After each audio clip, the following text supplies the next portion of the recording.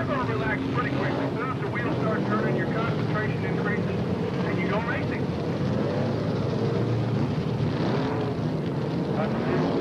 Surface race laps, ladies and gentlemen, we are just about ready for the greatest and most intense event in American short track racing. This is your last chance to stand up and cheer to these drivers and wave to them and salute them as they get set for the World Championship event to happen. On your feet over in the southeast corner of the racetrack, here comes the bravest 28 drivers, American Motorsport, as they get set to take risks that nobody else would try. Everybody else in American racing says they're crazy. At the Indianapolis Speedrome, we say they are heroes as they go to the south end of the racetrack, cheer them on the way and wish them Godspeed as they get set for the World Championship event to happen. Over on the west side in the general admission stand, here they are, the drivers that you've come for hours and years to come to watch. They're ready to go to the Indianapolis Speedrome when we salute them as well as they get set with a 3-hour duration to begin. Only a couple of circuits left to go with our pace cars on the track as the reserves, the alternates now start to pack together. Only a couple of circuits left to go before Bruce Tunney in the 1T and Jack Dawsey in the number 2 and all the other drivers in this field renew their long-standing rivalry here at the Indianapolis Speedrome. Everybody is just about set to go. Base car lights, we're watching to see when we're going to get the official indication of when these drivers are going to be ready to roll for this World Championship affair to begin.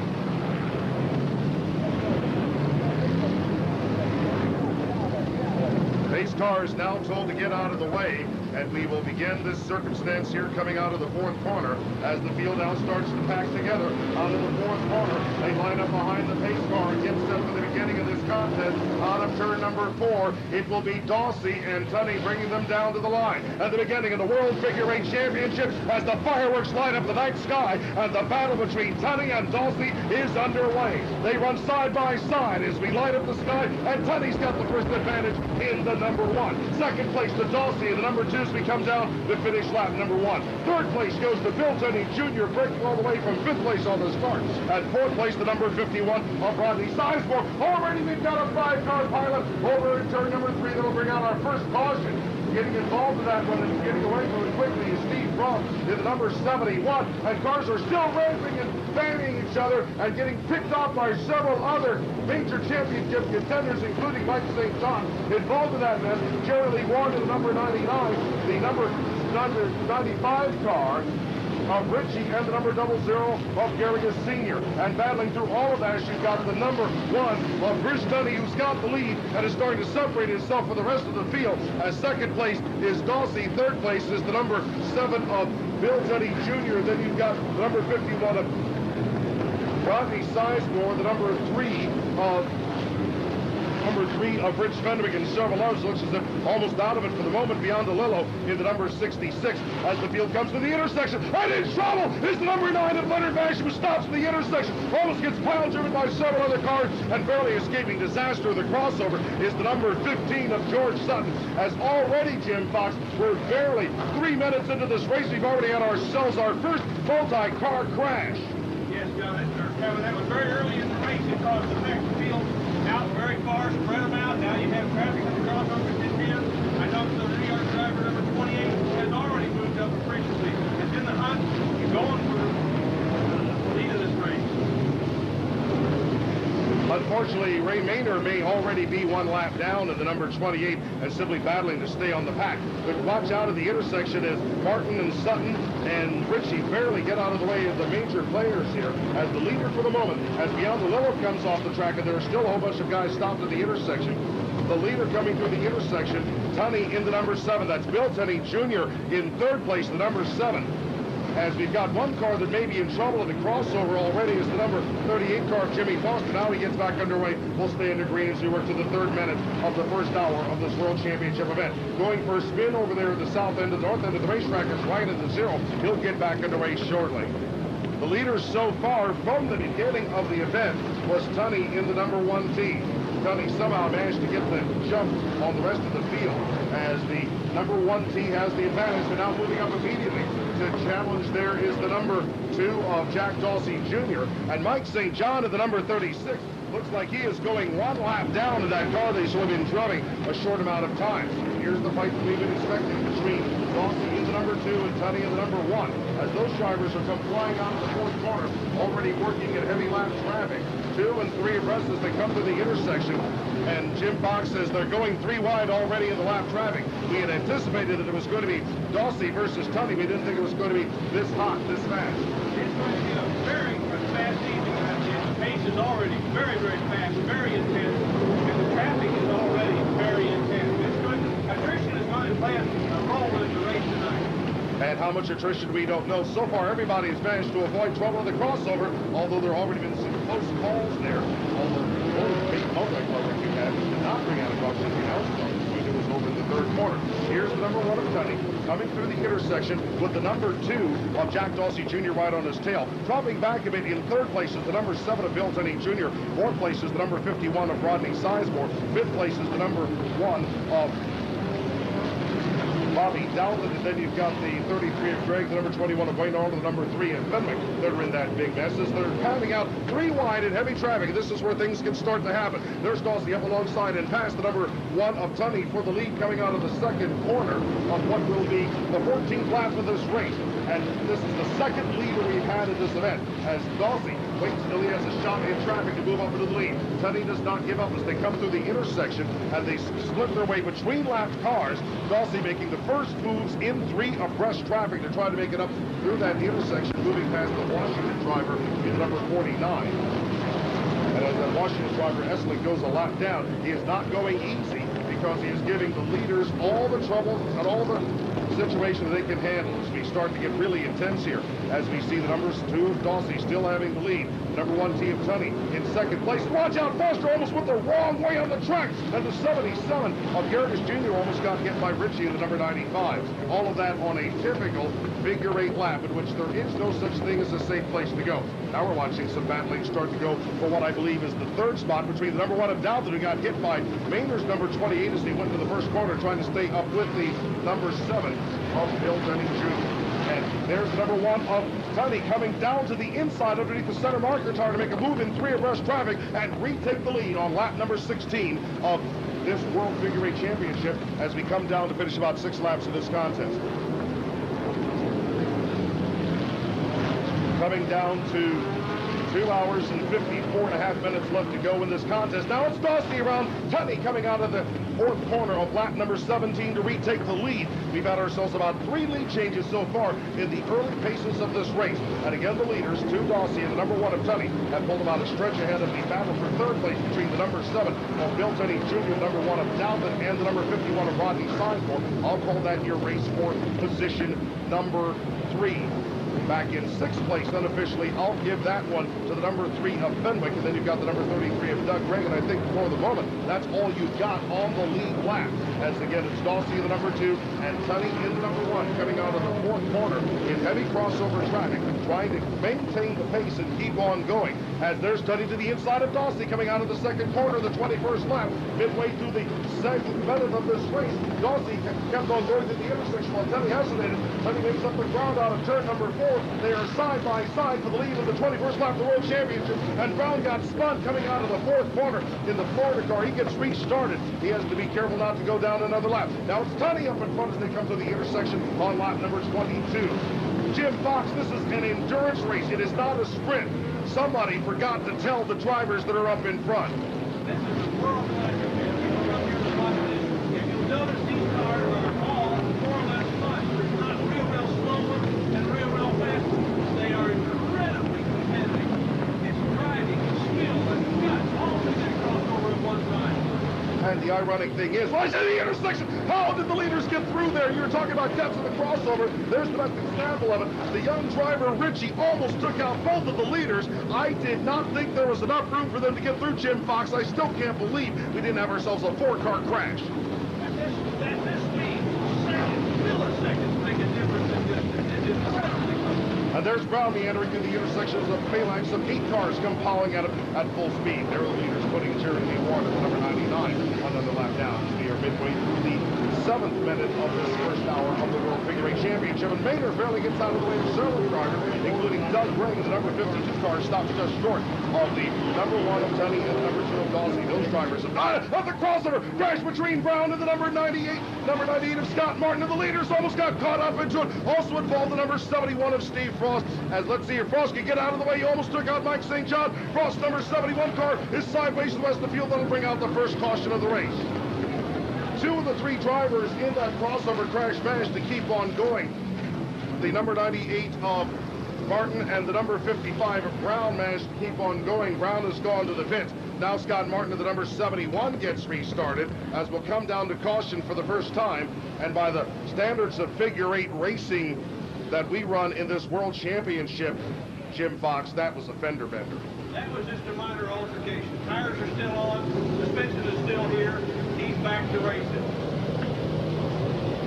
Although sitting in that position, he was sitting on the starting grid in the middle of all that traffic pattern.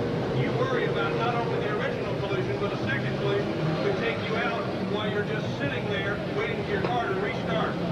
And so now, for the first time in this event, the drivers in the World Figure 8 Championship with 2 hours and 50 minutes and 55 seconds left to go in the World Championship are now lined up behind the pace vehicle, taking it easy as we now working the 28th lap of Lord knows how many laps we're going to have in this World Figure 8 Championship. Again, it's been a battle, pitched battle, side by side, nose to tail all the way through the early stages of the World Championship between the number 1T of Tunney and the number 2 of Dawsey. Those drivers have been trading lead back and forth.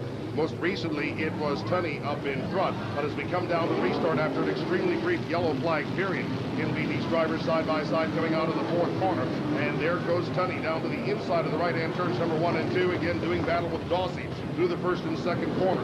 Remember, a couple of years ago, the Indianapolis Speedrome came down between these drivers, I believe, in 1997. These drivers are battling hard for the World Figure 8 Championship, and it was Tunney and Dawsey going after it, and then Tunney's car ran out of fuel just virtually within sight of the finish line, and that gave Dawsey one of his 4 consecutive World Championship victories. Now it's Tunney up in front as they come around the number 95 of Ritchie. As Maynard waits for the rest of the field. Now we're watching the number 21 of Wayne Arnold. Maybe he's trying to put the foot on the ball there. Remember, Wayne Arnold is a many-time winner of this World Figure 8 Championship. He certainly knows how to get through here, and also, most importantly, how to make the car survive, which is as important as anything else that happens in this event. At the intersection, it's Tunney up in front. Dawsey running in 2nd place as they come through the crossover. And here's your lead lap cars as given to us by our scorers. At the intersection, once again, Tunney and Dawsey nearly get into each other. 3rd place to the number 7 of Bill Tunney Jr. A spin coming out of the 4th corner is Leonard Basham. That stacks up some of the lead lap cars as Basham gets going after leaving a cloud of smoke coming out of the 4th corner. We stay under green.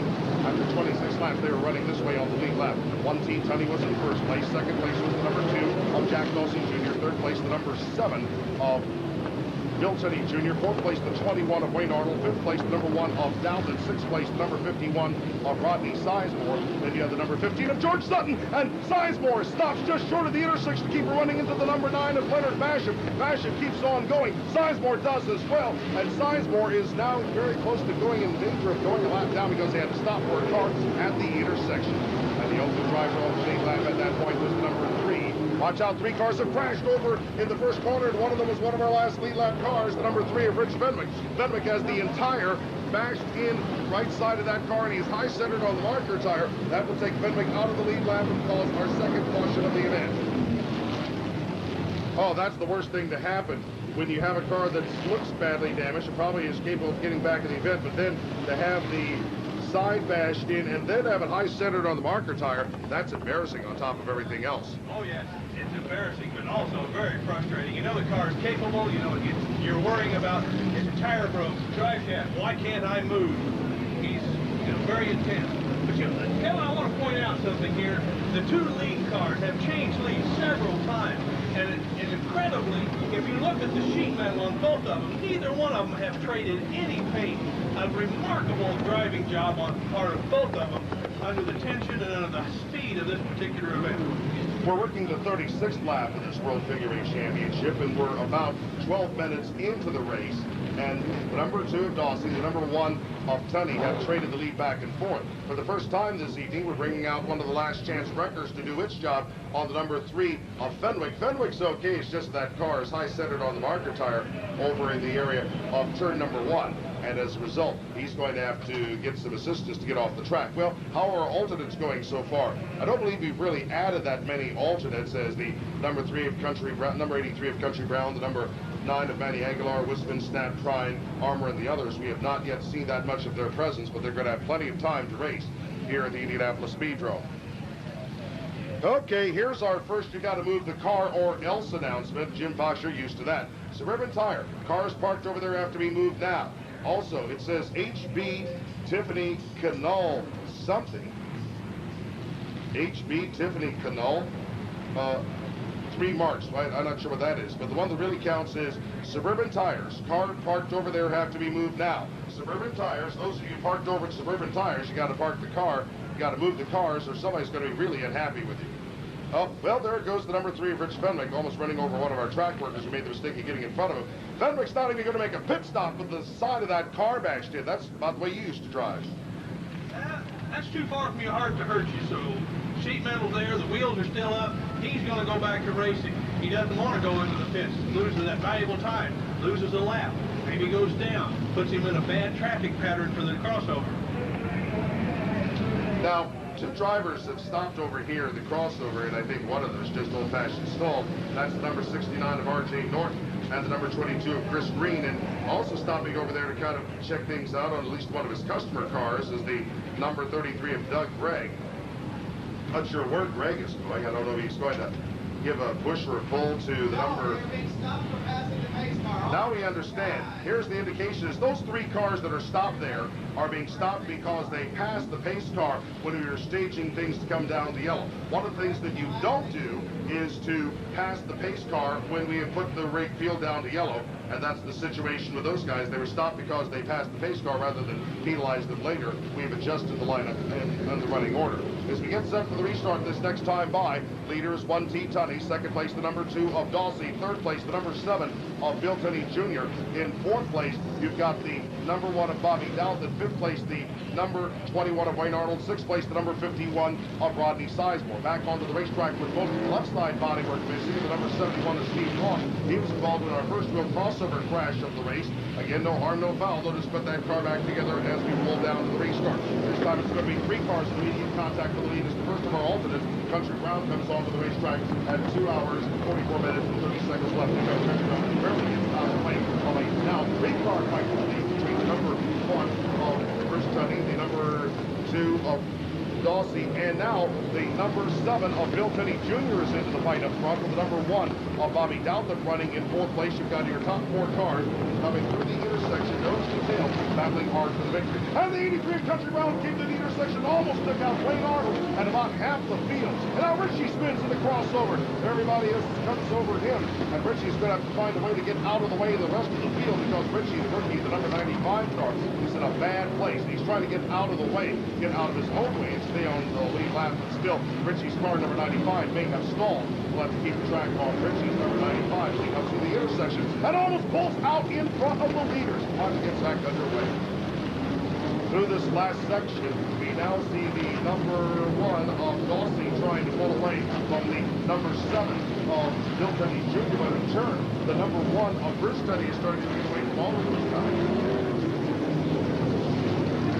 And now we've got trouble. A car is on fire. Erupting into flames is the Steve Frost number 71. Will come down to caution because Steve Frost's car has erupted into flames. Now the fire is out, but Frost's car still is not moving to the intersection. This is a dangerous moment as Steve Frost now backs the car out of the way and now pulls away. Now that's something you don't see every now and then. I thought there was a fire or some sort of oil leak or fuel leak on that car, but apparently it just plain old-fashioned stalled and he had trouble getting it restarted. In the meantime, the number 2 of Jack Dawsey Jr. is taking advantage of flat traffic coming out of the fourth corner and is running in the lead. And the number 1 of Tunney is in second place, and the number 7 of Bill Tunney Jr. is in third place, dropping back and losing contact with the leaders as they slide through the intersection is the number 1 of Dowd. In fifth place, I'll give to the number 21 of Wayne Arnold.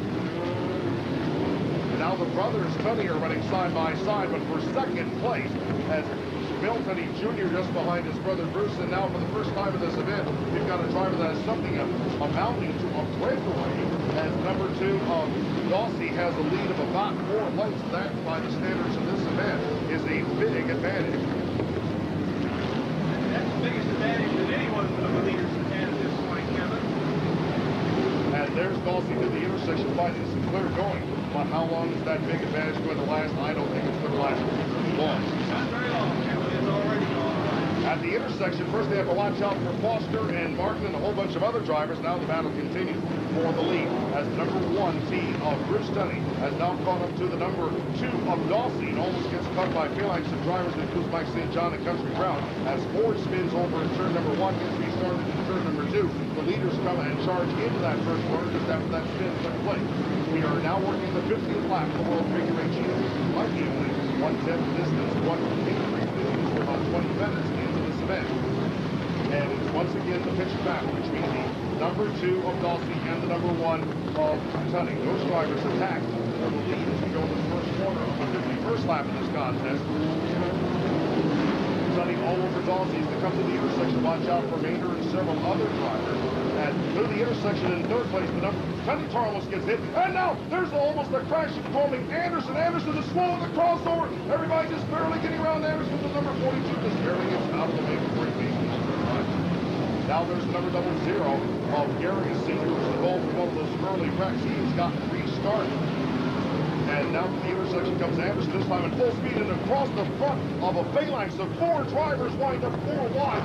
Still running to try to hold on to 4th place was the number 1 of Dalton. Now that was a chance I didn't believe it. And it would seem to be out of the ordinary as we see the leaders coming up to heavy traffic.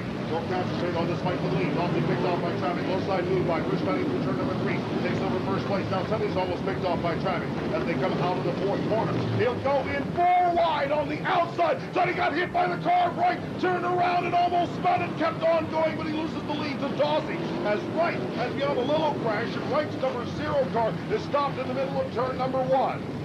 Wright trying to get that car restarted. If he can roll here in a second, we will continue to run under green. Otherwise, we'll have to come down to yellow and get Wright's number 0 car out of the way. And we do come down to caution for the 3rd time. As Wright's car finally does get restarted, at least gives everybody a bit of a break. The pace car takes the risk of trying to come out into the intersection and wait to pick up the leaders wherever they may be. Jim Fox, that incident you could almost see coming when they started to go 4 wide. There's not that much room going in, and I thought Bruce Tunney was going to wind up the bad car on that because he was on the high side. He wound up keeping it together. I'm amazed he didn't have a flat tire. The 0 car wound up with the flat tire. He has now left the track. He does have a flat tire. Bruce Tunney in that collision has a flat right front tire. Bruce Tunney leaves the track on lap number 55. At 2 minutes, 39 seconds, 39 minutes and 10 seconds left to go. In that collision, first major incident of the affair, Bruce Tunney with a flat tire on the right front has charged into the pit area to make a stop. Now, this will elevate Bill Tunney Jr. up to 2nd place. Bobby Dalton will come to 3rd in the number 1, and 4th place in his comeback will be Wayne over the number 21. The question is, how much time will Bruce Tunney lose in the number 1 team? He is currently in the pits, and the crew is working on that car, trying to get it fixed. Now, if they can come and stage to the mark right now, they will lose only 1 lap. They won't lose a lap. No, that won't happen. Bruce Tunney is still in the pit area. We're just about ready to come back to green as soon as we get Steve Frost back underway. And again, we're going to come back to green here very shortly. Now, Bruce Tunney has gotten the tire changed, but he will have to wait for the rest of the field to come on through. And Tunney has lost at least 1 lap in that tire change, which, all things considered, Jim, is not that bad. No, in this event, and you're talking 500 laps in duration, 1 lap is not that critical at this point. It does put him at a disadvantage mentally. He has to try to keep up. He has to get that lap back, and he has to take additional chances that he probably normally wouldn't this early in the race. But he cannot let Jack Dawsey get that far ahead of him. And now it's going to be still Dawsey versus Tunney, but it's going to be a different battle. It is going to be Bill Tunney Jr. in the battle as we see the number 7 car coming to the low side of Dawsey. in a straight fight for the lead. Tunney has not been able to stay up Bill Tunney Jr. He's not been able to stay up with Dawson so far. We go track that to find out how that works. We come to the 59th lap of the World Speedway Championship. And here comes the number 2 of Dawson up in front, charging into the first corner under the advantage. Aguilar is the second alternate in this race. And staying with Dawson is for once Bill Tunney Jr., the number 7, the number 1 of Dalvin, and the number 21 of Wayne Arnold, the top 4 drivers coming out of the fourth corner. Like the number 0 made a quick stop, so he fixed his flat tire, and now he's come back on the racetrack. And where is Bruce Tunney? He's already passed about 4 cars in the back of the pack. I notice also that they pulled the nose piece off of that car. I'm not sure they pulled that before things, but that's certainly a difference there. They're going to decide to run for the rest of this year. About 4 drivers coming to the intersection. Wayne Arnold has finessed the race to keep running into another car. Yes, like number 49. And stopped in the intersection. Quite way out of everybody else's way. It's number 95 of Richie. And what about Bruce Tunney in the number 1? He is not yet completely pushing his way through the rest of the field. He almost ran into his brother in the crossover, and in turn almost got speared by the number 1 of Dalton. The leader of that lap was Bill Tunney Jr. because the number 2 of Dawson had to stop for a moment at the intersection and pause. It's now Tunney versus Dawson. Bill Tunney Jr. doing battle with Dawson for the lead on the 63rd lap of this race. Heavy crossover traffic. Mike St. John barely got through there. In the number 36. And Dawsey's got first place as we come to turn number 2 of lap number 64. Dawsey and Tunney, the crossover, and Dawsey had to slow up for the other level, but that gave Bill Tunney Jr. back the lead. As we see another car spun, and number 8, Country Reynolds got splattered by 6 cars in the intersection, and he had to spin through the crossover to save his skin. Bill Tunney Jr. led that lap, which is lap number 64. Second place, Dawsey staying with the leaders. The number 1 Dalton a few lengths back. Fourth place is the number 21 of Wayne Arnold. The balance of the field that's about a half lap behind him is racing each other tooth and nail, bringing forward rest. The crossover is blocked. They can't get through. I don't know how they got through. Somehow the leaders with heavy traffic ahead managed to slip through there. Here's another group of 15 cars in the crossover. Here come the leaders with a bright and country proud, and somehow they managed to make their way through there, and Wayne Arnold just barely managed to sneak through an infinitesimal gap in the crossover. Again, the leaders come through. This time they've got a little more room to try to move through and just old-fashioned survive. And Mike St. John had to cut and run to keep from running into his old nemesis, Wayne Arnold, just like the good old days. We're almost a half hour into this first hour of the World Figure 8 Championship, and it's been a fight all the way through as the leaders have watch out for George Sutton, almost got splattered by Jack Dawson Jr. at the crossover as they get through turn number 1 and 2. The leaders are working their 68th lap, and again, we're getting into the frightening moments of this race where there are enough cars on hand to make it a tremendous battle between these drivers, not only for the lead, but just to get through the crossover in one piece. And look what the leaders have ahead of them. Jim Fox, there are about 15 or 20 cars in a pack that's about a quarter lap ahead of them. Slower cars, the leaders are going to have to pick their way through. I don't know how they can make it. All those cars, you'll notice, there's the Tunney car originally involved in that altercation earlier. He does not seem to be regaining his position in the lap. He probably meant some suspension or something to change the complexity of his race car. And it's not handling exactly like it was. He is not cutting the time down to put him in the front of the pack. In fact, the fact is the leaders of the pack are now catching up to him, almost going to put him down a second lap here quickly early in this event. And that's going to be a major point because Tunney is caught and mired in 3 abreast racing. Here come the leaders charging up to that pack of 15 cars directly ahead of them that are at least 1 lap down. Some of them are striking, some of them are smoking, all of them are fighting for survival. None of them care if the leaders are coming up there or not, and there is no room for reply in this form of racing. Smoke from Mike St. John's number 36 in the intersection. That's something to watch as well. Some guys are slowing down in the intersection, others are charging on through. In 3 abreast racing on the top side of the racetrack is the leader, Bill Tunney Jr., the number 7, trying to cut down to the inside as the 2 of Dawson, and cut in the middle is the left. Chris Green, they're going in 3 wide into the first corner. Tunney guesses low on the inside to drive with the number 33 of Doug Craig and holds on to the lead. Dawson almost gets cut by Kevin Ford and trailing this lead.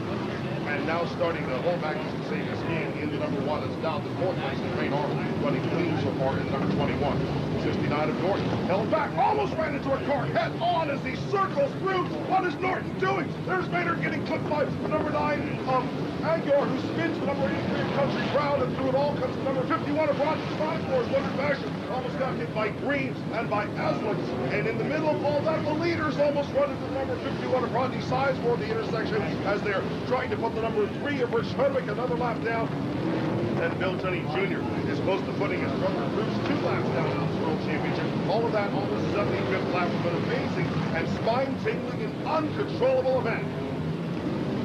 So here's the battle for the lead, side by side. Dawsey has gotten Tunney picked off in traffic and comes to the lead for a moment. Now Tunney tries to fall in line behind the number 3 of Tunney, while Dawsey follows beyond the little lot of number 2.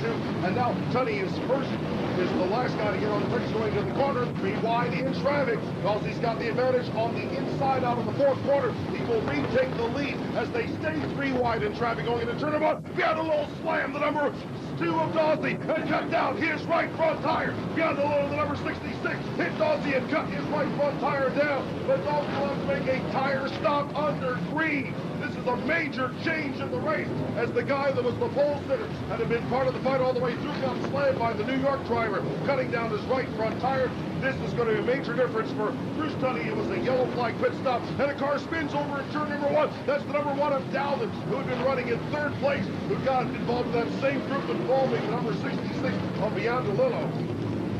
And now in trouble is number 4. Mike St. John got wrecked as there goes Dowden off the track. Mike St. John got put to the wall by Chris Green as the number 1 of Dowden, who had been the 2nd place driver, comes off the track. And there's Mike St. John with his car completely wrecked. 2 other cars are wrecked to the north end of the racetrack. One of them is Scott Martin. The other one is Steve Braun. Mike St. John can't get off the track because the exit is blocked by Chris Green, and we're finally coming down the yellow with too many cars littering the track, wrecked and torn up. What were you saying, Jim?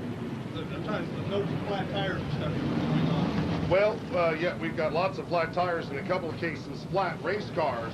And as I was about ready to say, Jack Dawsey Jr. is having all sorts of trouble. Not only did he have to make his pit stop for the flat tire into Green, but he almost got picked off by a wrecker that was dropping off another damaged race car in the pits. And what a big difference. Tunney makes his pit stop and loses a lap or so under Green, under yellow. Dawsey makes his pit stop under Green and loses, what, about 3 or 4 laps? Yes, he'll probably lose 3 or 4 laps, but the advantage now we have a yellow, which saves Jack some laps. He'll be back out. He's not going to be as badly hurt off as he was if this track would have stayed green during the duration of his fixing his fight. And here he comes through the pit gate now. I would guess probably 3 laps he's lost here, and which could have been a lot worse. And if he's lost that number of laps, probably a similar number of laps lost by Bob Dowden, who also got caught up in that pack involving Joe Biondolillo, and also got involved in the spin and also had to make a tire change. And about the same time, we saw Dowden make his trouble. We saw Mike St. John bounce off Chris Green over the 3rd corner, hit the wall, and have to go to the pit area for what looked like major suspension repairs. I wonder if we're even going to see Mike back on the racetrack. But all of this has played into the hands of 2 drivers, Bill Tunney Jr. and your old nemesis, Wayne Arnold. Yes, Wayne is doing remarkably well for a gentleman of our stature, shall we say. Doing excellent, doing a good job. I hope his endurance lasts. He will be around and a contender when this race continues at his given pace. Again, anybody that has a car parked over at Suburban Tire, you got to move the car now. Anybody that has a car parked over at Suburban Tire, you got to move it now. Anybody parked over at Suburban Tire, you got to move it now. Or it's probably already been towed by now. Here we come back to the green flag and restart on lap number 82. How hard is Wayne Arnold going to push it? Hard enough to take the lead on the restart. Tunney comes back to the low side and gets into 1st place. Arnold comes back and looks for a chance. He's got a little body work torn off that car, but that's not too bad. And there's Rodney Sizemore with the number 15, who I believe is not believe that, having all sorts of fun as well. Now, there's the number 1 of Tunney coming to the inside of Eslick and trying to cut through and get a position. There's another car that's spun, number 83 of Country Round, going the wrong way. No surprise there. And moving on the racetrack is Joe Wisman, your 3rd alternate at Country Round, comes back into action. That's cleared by the number 9 of Leonard Basham. You notice the pace that Jack's coming up through that. He is going to get his laps back quickly. He's coming back through that track. And also I noticed the number 1 of Tunney is running some of those back quicker than he had a few laps ago. Maybe the accident changed his, his racing strategy just a little bit. He wants to be around for the duration, so he can take a little more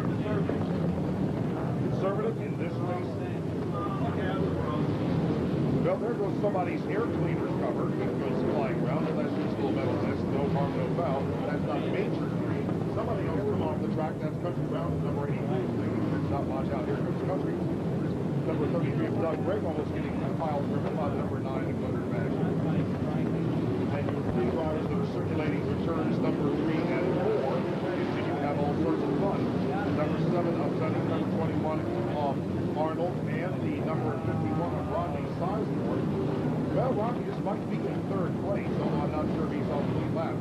Or maybe, I think it's number 15 of George Sutton in third place. Rodney's probably lap before now. I'm very pleased to announce that the number 15 car and the Waynard's car are both gentlemen my age, and you notice there's still hope for me for that $25,000 purse next year. At the intersection, almost spending $25,000 with Wayne Arnold because he had another car almost run into him and make that much needed repairs to that vehicle. Yep, you're talking about drivers who are not your young gladiators or young bucks. Well, there's some young buck in trouble. Oh, it's got into Scott Martin. It's spinning. Two cars, young guys wrecking each other, coming through the intersection, and we're coming down to caution. The third alternate, Joe Wisman from Louisville at the number 11, got into a spin and got into the number 98 of Scott Martin, leading Martin sideways in the main stretch northbound run. Neither of those cars moving very well, and we come down to caution for about the 6th time in this event. Wisman's driving away, and he almost ran into Dalton head on. In the process, Scott Martin is climbing out of his car. Look at that. First thing Scott did was look down at the car and said, what's torn up? And the axle, I believe, is knocked loose from, that's going to be a wrecker job and a major repair. He's out for a while. Yeah. What has happened, of course, he's driven the left rear axle back about 1 foot.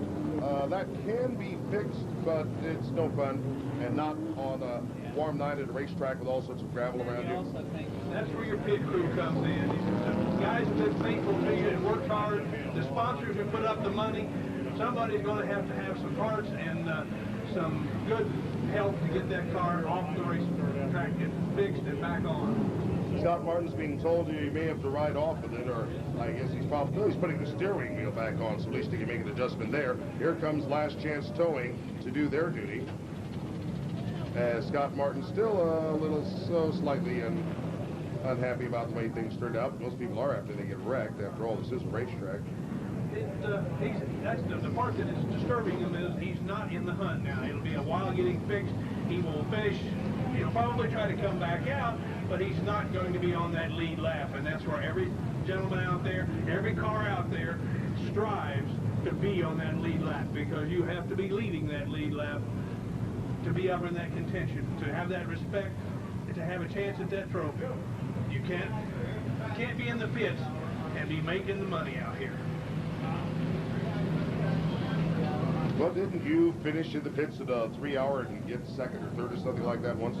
I have to take that back. Yes, it's scored on the time and the number of laps in that time that you complete. So you can actually theoretically win this race sitting in the pits. But that time fixing the car is not the fun part and waiting for that to happen. You know, we've mentioned that's possible a couple of times, and if it ever happens, it might be this year, because we've had, what, 4 major contenders that have gotten wrecked so far. Tunney's got a flat tire and fixed. Dawsey's got a flat tire and fixed. Rich Fenwick got the entire side of the car caved in, and that didn't slow him down. He just lost a couple of laps because high-centered on the marker tire.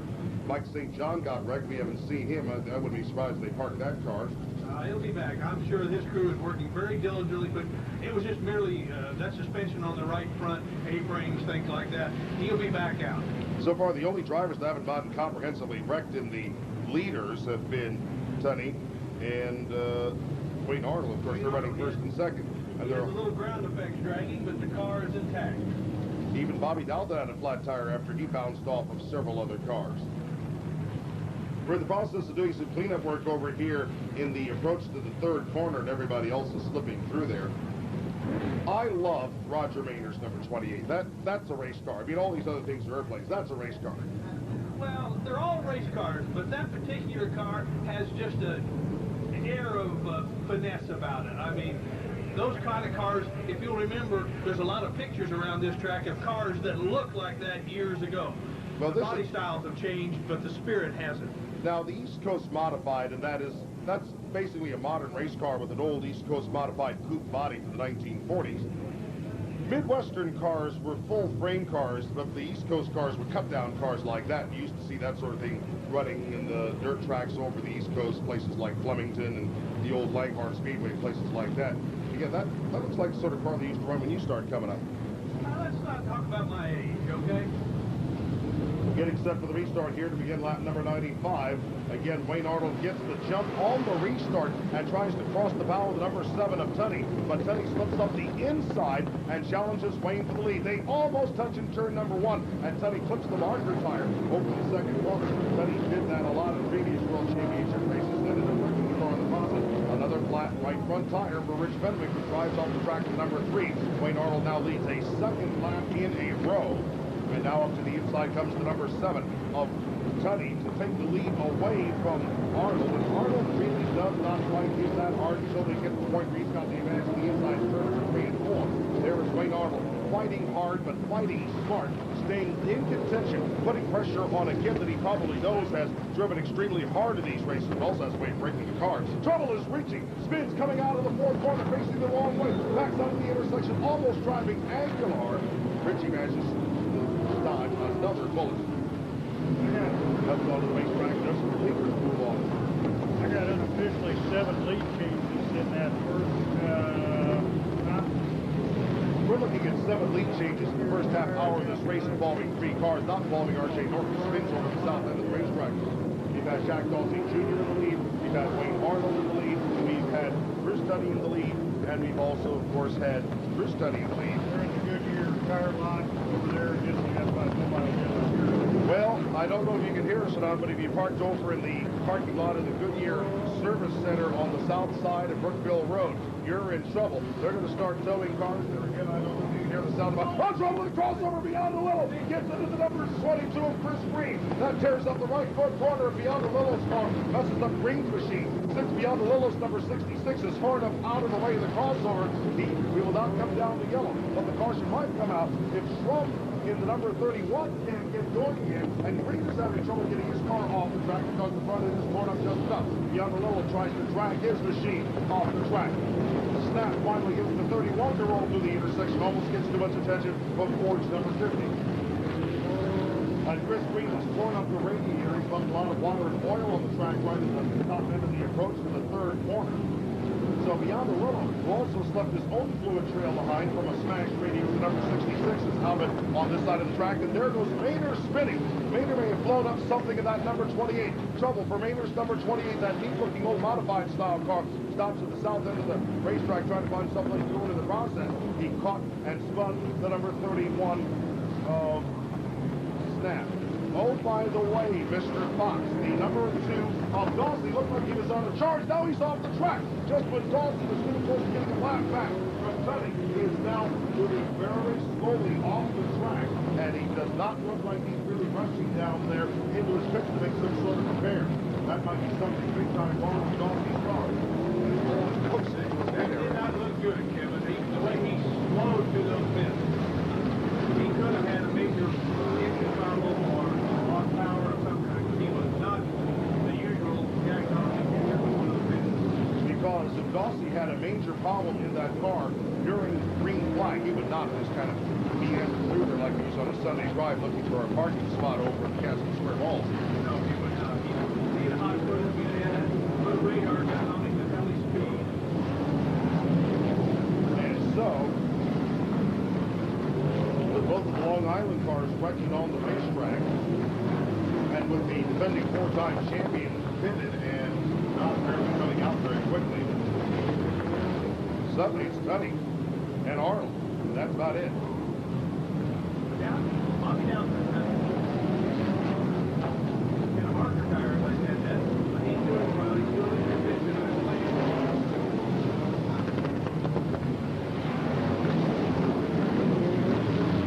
George Sutton is still doing very, very well. Tunney is the 1T is coming back right hard. There's not a 20 minutes. Lead change is going to take place here in the next few minutes. Well, let's emphasize that as far as we know, and we're looking forward to the second or third hour of this event, I don't think anybody in this field has enough fuel to go 3 hours nonstop. The size of the tank will allow you to do that. Especially if there's a few more yellow flags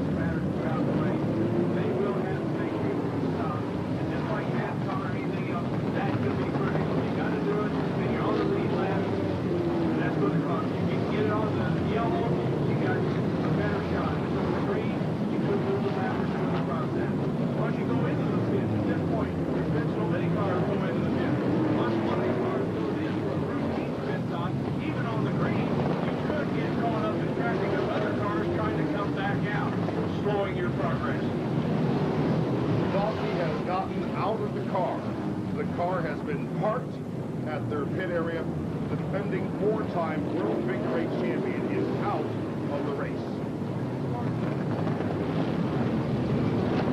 We always hate to see that happen. We wish Jack the best. He was driving a very pleasant job and got, all altercation, and then something major broke after the fact.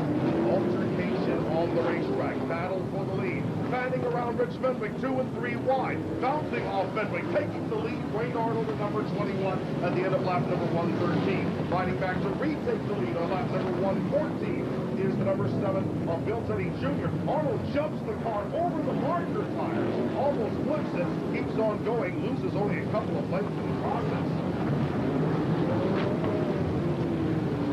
And watch out as Fenwick spins out the free Frost car, sending Frost over marker tire, almost sending Frost machine airborne.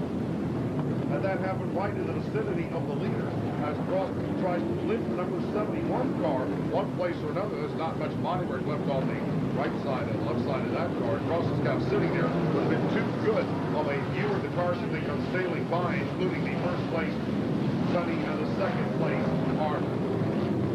Watching the exhaust pipes on that car, he's having trouble firing it.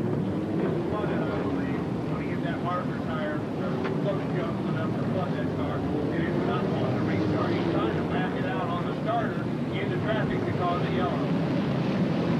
Yeah, just might get that going too as he's inching it backwards with the wheels carrying it over as if to get it out of the way. We're going to give him a little bit of break now. They're going to bring us down to caution.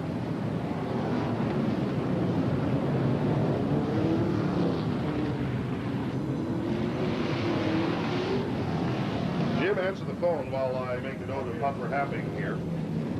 Well, somebody will get the phone here in a second. There's probably going to be, oh, there's an interesting deal. There's a teammate helping another teammate. Manny Aguilar, who's knocking the number 71 across out of the way. That's not a wreck. That's a favor. Manny Aguilar is driving one of the cars that is owned by Steve Frost and is pushing him backwards. Now he's going to push Frost's car back into the pits. To try to get him restarted, I believe here. It's not wanting to start, and I believe you'll see it start, and he will go back to racing.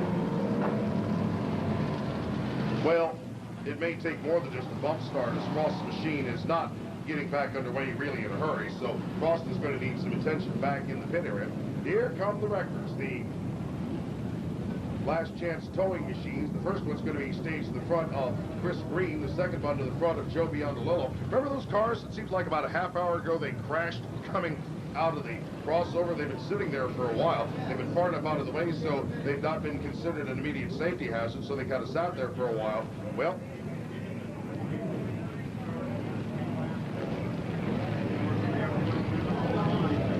and so we are watching as we come on lap number 119. 2 hours and 13 and a half minutes left to go in this World Figure Eight Championship. And a large number of contenders that we've had so far has come down to only 2 immediately. We are filling our field here with some cars coming off the back and falling into the back of the pack here. We still haven't seen some of our leaders come out. I'm sorry to see Jack probably is out of the car, you say, and not going to come back. And during that last green flag sequence, Bruce Tunney made his second pit stop from which he has returned to the race. Here's the way we're running unofficially on our top 10. Leader is the number 7 of Bruce Tunney.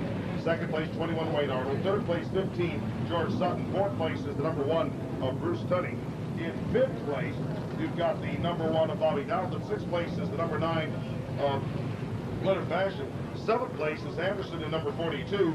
Eighth place is the number 2, was the number 2 of Jack Dawsey. Now he's out of the race. Ninth place, the number 51 of Sizemore. And 10th place, the number 69 of R.J. Norton. Again, that's your unofficial top 10 as we get it from Speedrome timing and scoring as we keep track of the leaders in the World Figure Eight Championship. Well, Bruce Tunney, as things shake out, might be the guy in the driver's seat because he's already made some pit stops. If he was smart enough to splash some fuel in here during these yellows, he might be able to stretch it out and not have to come off the track.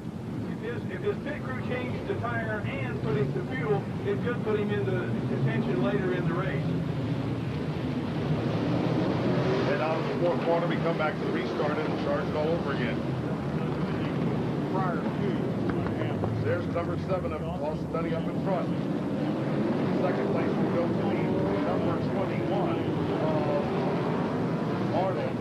the number 3 of Fenwick that is coming through. Fenwick is trying to maintain a position, trying to get up toward the front of the field. Fenwick, however, has lost a lot of laps. Then you've got the number 1 of Bruce Cunnings trying to go through there. Almost got into a sprint involving one of the alternates, number 28 of Jeff Armour. Armour's been one of those first laps coming out. Armour, the 6th alternate, coming at it. Had trouble on the 4th corner, number 52 car, who spun. Almost gets into another driver. There's a spin for Rodney Osborne's number 51 car. Rodney gets restarted, and now coming on the track is the number 38 car of Foster. One of the 10 or 15 Fosters coming in. Well, as we watch Bill Teddy Jr. come to the intersection, almost beat up his brother at the crossover. Almost thought something about how Dalton would like to get into a second car, but it's going to be well before he sees it. We'll be keeping track of that. As we watch Armour finally getting back underway after almost bouncing into Anderson, and Anderson following Doug Green to the intersection as we watch Bennett continue to lead. And Wayne Armour, all of this is barely managing to stay within contact with the leader, but again, Wayne knows he can take his time. But now Wayne's got to do a little racing because he's in with his more or less team car, the number 1 of Dalvin and the number 3 of Rich Fenwick. Neither of those drivers are almost the same lap. Fenwick, by my unofficial reckoning, is in 13th place. Bill's now got a wide open pack. He can cover the ground, pick up, put some space between him and Wayne Armour. Running second. He's driving a very deliberate race, giving his car just a little bit of a break. But he's got a long way to go. We got 2 hours of racing left. 2 hours and 10 minutes to be exact. And roughly a 400 lap pace for this World Junior Race Championship. Not with a long range being the fastest event we've ever had. Now here's the trouble that Cunny has. Next time he comes to the intersection, it's going to be crowded and full. Where is he going? Well, yeah, between Pride and Ford. Pride, by the way, is the 5th alternate in this World Junior Race Championship. Again, crowded intersections. And he looks for a gap. He finds one just in front of Manny Aguilar, and Ford when hits brakes, almost got hit by Pride and Garrett Jr. You can put Bill to this point in the race. By himself, he doesn't have to worry cars on his left and right.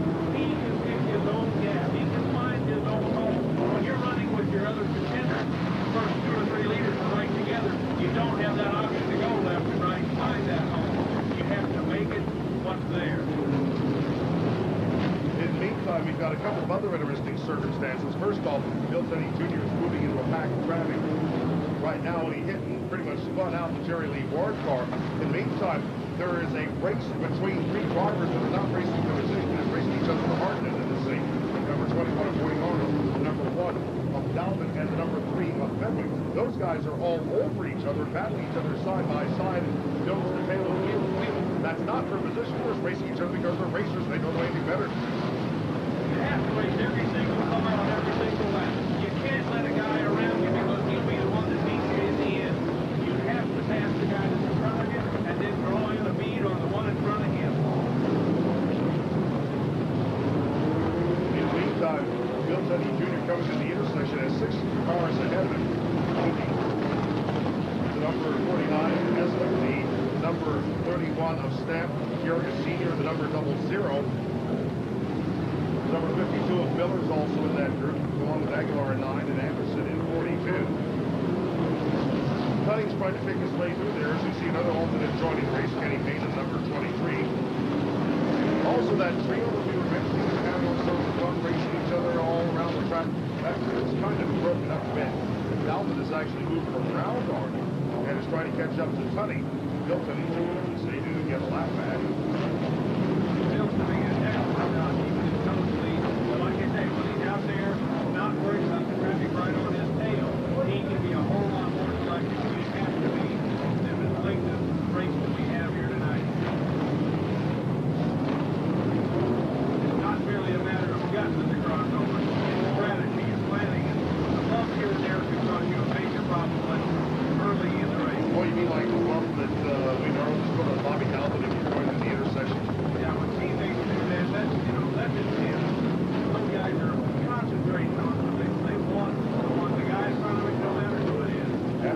intersection. Oh, Tunney almost got splattered by the number 15 of George Sutton.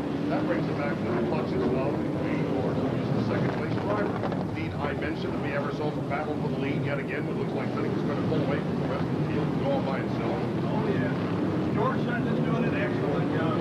Excellent job tonight. He's running his contention. I believe he's a lap down at this point, but he is still in there and doing an excellent job. And running in third place. But, man, Vance, you can keep things moving. That is you mentioned the amount of side damage requires pretty good increase about start to see things to catch here.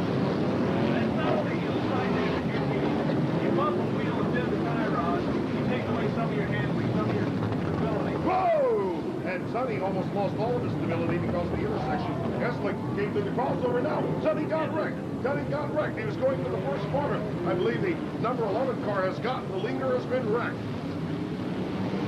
We first saw Tunney almost get by there. Now Tunney pulls away. He gets away and stays on the lead lap after he got to the number 31 of Snap. But Tunney is now in second place and the better part of a half lap down. Oh no, Wayne Arnold got wrecked too. Wayne Arnold in that mess in the intersection got circled around. He gets restarted, and now Wayne Arnold, instead of moving into the lead, now is pulling off the track. And now who's going to be in the lead? As we see Bobby Dowden sprint out of the fourth corner, comes to the intersection, almost get nailed by Kevin Ford.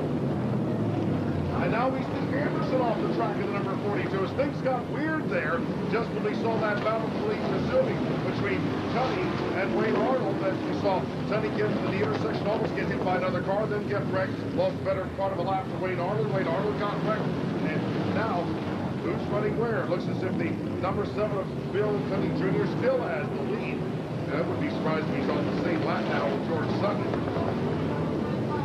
Yep, it's confirmed that Wayne Arnold, that the number 15 of George Sutton now is on the same lap, the leading number 7 of Bill Tunney Jr. And in third place would be the number 1 of Bobby Dowden. We know figure 8 competition is weird and wild. When was the last time that you saw the leader get involved in a wreck that almost took him out of the race and still hold on to the lead because the second place guy wrecked? That's an incredible coincidence. George is coming back. I believe he is actually in contention. If he holds together and keeps having the luck that he's having, George Sutton may become his first chance at winning. His event is going in his favor tonight. And there's George Sutton moving up alongside with Tunney. We'll have to double check with our scores to find out if that is Tunney trying to put Sutton a lap down again or battling for the lead. We want to double check on this point. But certainly, Tunney is not exactly running away from Sutton, and I think that's probably because Sutton's taking care of his equipment while Tunney's been banging his off other cars, walls, tires, things of that nature. Yeah, that collection he had earlier took him a while to get it going again. It shakes up your confidence, and you're not quite 100% sure of your car, how it's going to handle or whatever. He's coming back now, but you never know what damage he has sustained. So again, as we watch, this is Tunney. Right in the crossover, Bruce Tunney almost got flattered into the wall, and Kevin Ford at the same time. That was a defeating escape. And then he almost got hit in the intersection by number 51 of Rodney Sidemore, who's kind of running an unwitting blocking back for the number 7 of the somehow through all this wrecking and racing. And that's just 1 hour of championship minus 2 or 3 minutes. Now here's where you can really tear up your car if you don't watch out. Now, please understand, folks, I'm not being really unkind to either driver, but Bill Tunney Jr. and Rodney Sidemore are hard-headed as hell when it comes to driving on this track. I mean, that's not unfair. Now, here these two guys are driving each other rather than trying to survive. They're racing each other pretty hard. And finally, we're coming down to caution because Leonard Basham is stuffed into the wall over in turn number 1. You know that wall a bit too well. Yes, I've come personally introduced to that wall not too long ago. And 50 pounds of steel later, well, we won't talk about that. 23 pounds of steel. 23 pounds of steel later. On this yellow, as he watches to see if anybody makes a pit stop, the first guy that makes a stop in the... And our pace car comes back across through the crossover with Bill Tunney Jr. following. Leonard Basherman backing away from the wall, backing into traffic.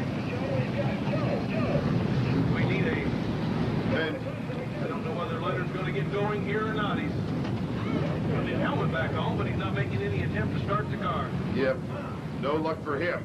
Getting set as we watch our unofficial standings. Looks as we still have Bill Tunney Jr. in the lead. George Sutton is in second. Wayne Arnold had been shown in third place, but you know something, I haven't seen Wayne in the last couple of minutes since he got involved in that melee and charged back into the pits.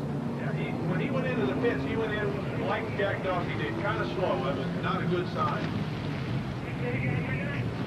So it looks as if we're going to put Bobby Dalton up to third place, back to fourth place, and officially that will be Wayne Arnold. Fifth place will be Anderson at number 42. Sixth place will be the number 9 of Basham until that wreck.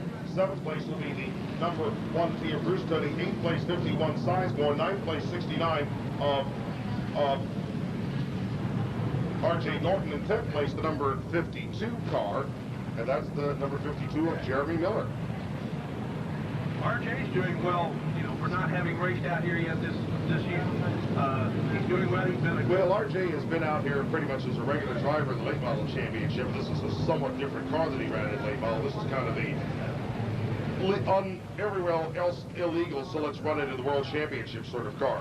Bad news for Leonard Basham. The guy in the muscle shirt is hooking up his car to the wrecker. Our Jeffersonville contingent doesn't look good for him tonight. Looks like he's on the hook and out of the race. Well, we also saw another car go through that I didn't see exactly which machine that was, but hey, Mike St. John is back. Yes, Mike St. John has rejoined us. Got that right front suspension put back together, and he is back out. I don't know how many laps he's down, but he's going to be a contender. Well, certainly he'll make a couple of dollars, and Mike St. John likes making money. Well, you know, there is a money contingent to this race. It takes every one of these tires costs money, and the engines and motors and chassis. And that suspension that Mike tore up long ago costs money. The more laps you can run, the closer you get to the front, the more money you make. But you come back and do this again. You can keep doing this race. If you've got enough money, you can keep doing this race until you do it right. You know, some guys learn, some guys never learn, and some guys never give up.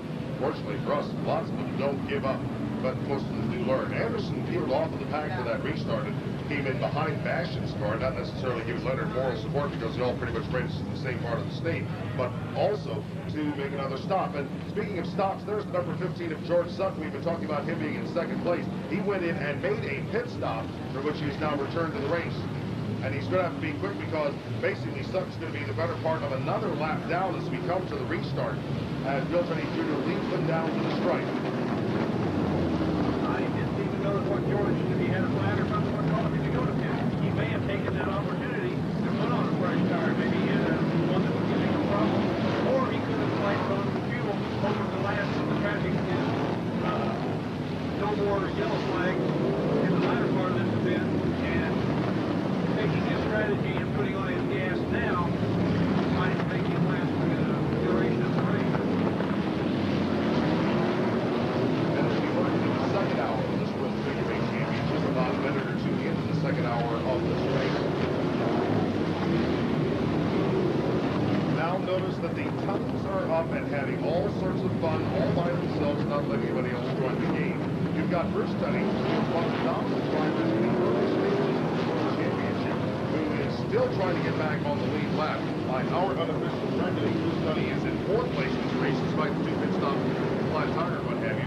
He's all over little brother Bill Jr. saying, "Hey Bill, give me a lap back. Come on, it won't hurt you that much." And Bill saying, "Okay, well, I'll tell you what, just follow me and I'll find the holes and you come with me." One is at the pit gate, I'm telling you, Kevin. This is every man for himself, no matter who or what it is. To the intersection, there's number 15 of George Sutton, almost getting hit. And we're going to have ourselves something fairly interesting happening coming out of the intersection. I'll be out of the pits in just a couple of seconds. This is going to be either one of the bravest or one of the most desperate moves we have ever seen. If you look over at the pit entrances, you watch the Tunney brothers dance all over each other. There's the number 20 of Jack Dawkey Jr. that's staged and trying to get onto the racetrack. Watch out, the Tunney brothers have wrecked each other. Oh no, I don't believe it. The Tunneys wrecked each other. They're hooked together. Now they get unhooked and keep on going. I don't believe it. The Tunneys are out there racing each other, and they wrecked each other out of the lead. And they put George Sutton in the first place. Bruce wrecked Bill, and they took each other out. You can't make up this sort of story. I told you, blood stops at the pit gate. It's every man for himself out here. And you just witnessed the supreme case of that. One brother tying up to another brother, causing both of them to run, but both of them want to have the front position. And in the process, they almost wrecked each other out of the World Championship. And they're still racing each other tooth and nail, because even though they got tied together for the better part of a half minute, they didn't get apart from each other. They're still racing each other on the racetrack for second place behind George Sutton. Old George Sutton, one of the oldest guys in this race. He's got more gray hairs than Dave Arterbright. He's got first place. George was here when they invented dirt. He's so old, but he's doing an excellent job tonight.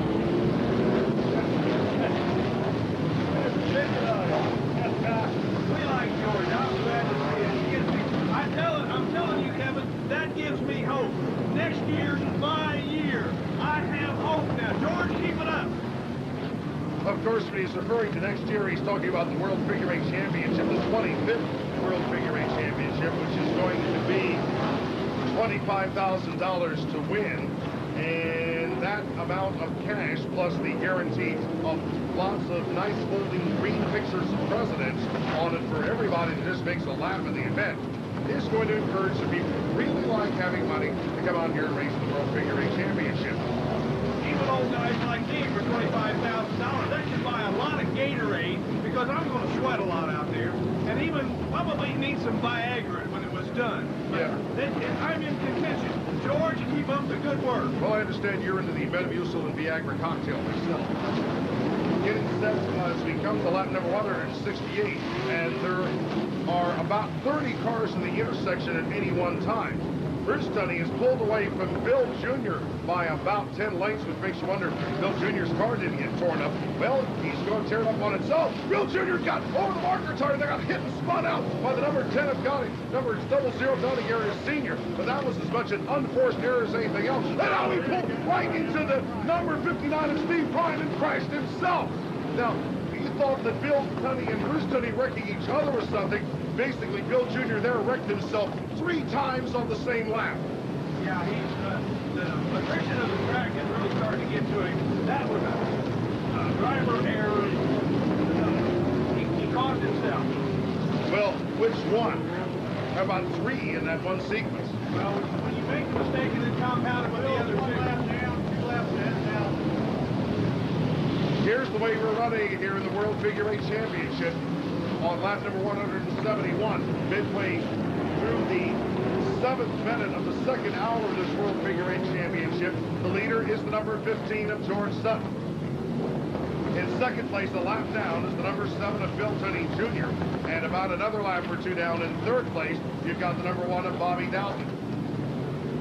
Unofficially in fourth place is the number 1 T of Bruce Tunney. Fifth place will be the number 51 of Rodney Sizemore.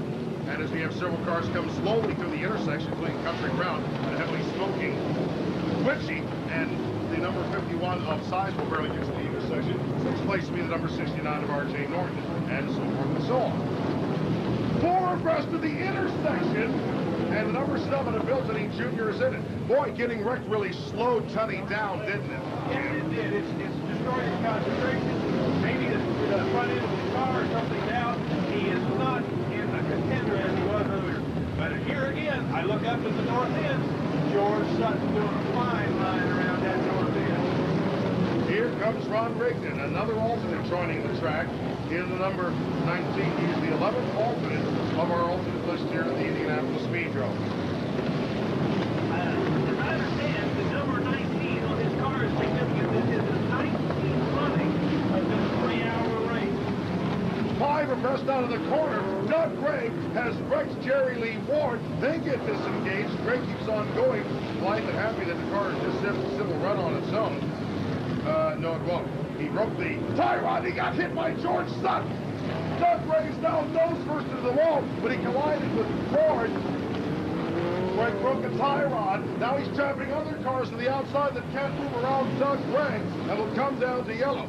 Doug Gray sideswiped with the number 99 of Jerry Lee Warren coming out of the second corner. Greg thought he was okay. No, he wasn't. He drove into the wall. In the process, he ran into the back end of George Sutton, who was minding his own business, and then he trapped for a moment the number 28 of Jeff Armour. I can attest to the fact sometimes you can be doing a fine job, and out of the blue, a situation presents itself and will put you on the hook. And now, as we are closing on to the end of the 9th minute of the second hour of the World Championship, well, we still have another hour and 51 minutes to go, and consider what we've had so far. We've had 2 world champions lead this race and get wrecked out of this race and give up. One's trying to come back in a second car. He's going to be sitting watching for a while longer. We've had a couple of really first-class guys that have run into trouble and have wrecked as well. But the biggest trouble we're going to have here is for the guys that are parking in places where they don't want to go. Here we go again, folks. Listen up, because they're probably talking about you. Suburban Tire, which is across the street on Brookville Road, they have sent us this note. Cars need to be moved now. And now is written in big blue letters with lines under it. Apparently they've got a phalanx of wreckers that are going to go over and tow these cars away from Suburban Tire. So if you're parked across the street in Suburban Tire and you're in the wrong place and your car is going to be towed away, and there are hungry wreckers that just love to tow away badly parked cars that are moving up to your car to tow it away. You have been warned. If you go over to get your car after the race is over and you're parked at Suburban Tire and it's gone, don't come crying to us. We just told you. We're watching Jack Bridges in the pace car. I believe we'll probably go back to green here on this lap or the next.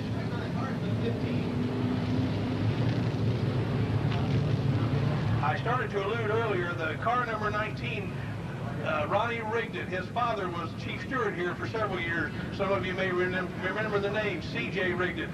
The number 19 on his car, we have a fire in the pits. Yeah, we noticed there's a fire that's blossoming up in the pit area, and that will, fortunately, we'll have that under control shortly, because we do have ourselves the Warren Township Fire Department that is going to be in a position to run on that, and the fire department will be over there shortly to deal with that fire that is apparently breaking loose, but that's something we don't have to worry about here on the track. But there is a Warren Township fire truck which is ready to take care of that. Warren Township Fire, they're on the scene right there.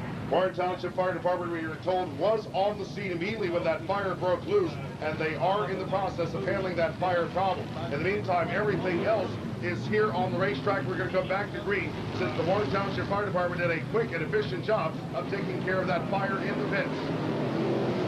On the restart, the number 1 of Dowden has moved around the leading number 15 of George Sutton to try to get one of his laps back.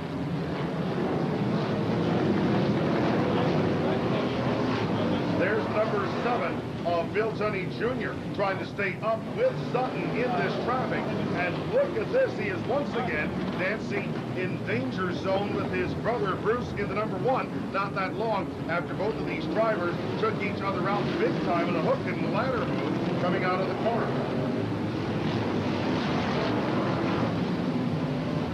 I'll tell you one thing. I hope I'm not talking about something out of the ordinary, but during that restart, I saw a big red. Take a look at Rich Tunney's car when he goes around the right-hand turns number 1 and 2. I need you to do a little troubleshooting for me, Jim Fox, because when the number 1 car goes around the corner, the car of Rich Tunney, take a look at the cockpit real closely, and take a look at the red light that's glowing there when it goes to the right-hand corner. Now, normally when you have a car set up like that, you have a big oil pressure warning light in those cars. I wonder if there isn't some sort of motor problem with that, if the car isn't running low on oil, and when it goes to the right-hand corner number 1 and 2, that the engine is being starved for oil momentarily. Yes, that's usually the sign. You're starting to drop oil pressure. That's the sensing unit, and that happens down that sort of south end. You're throwing oil up on the side of the motor.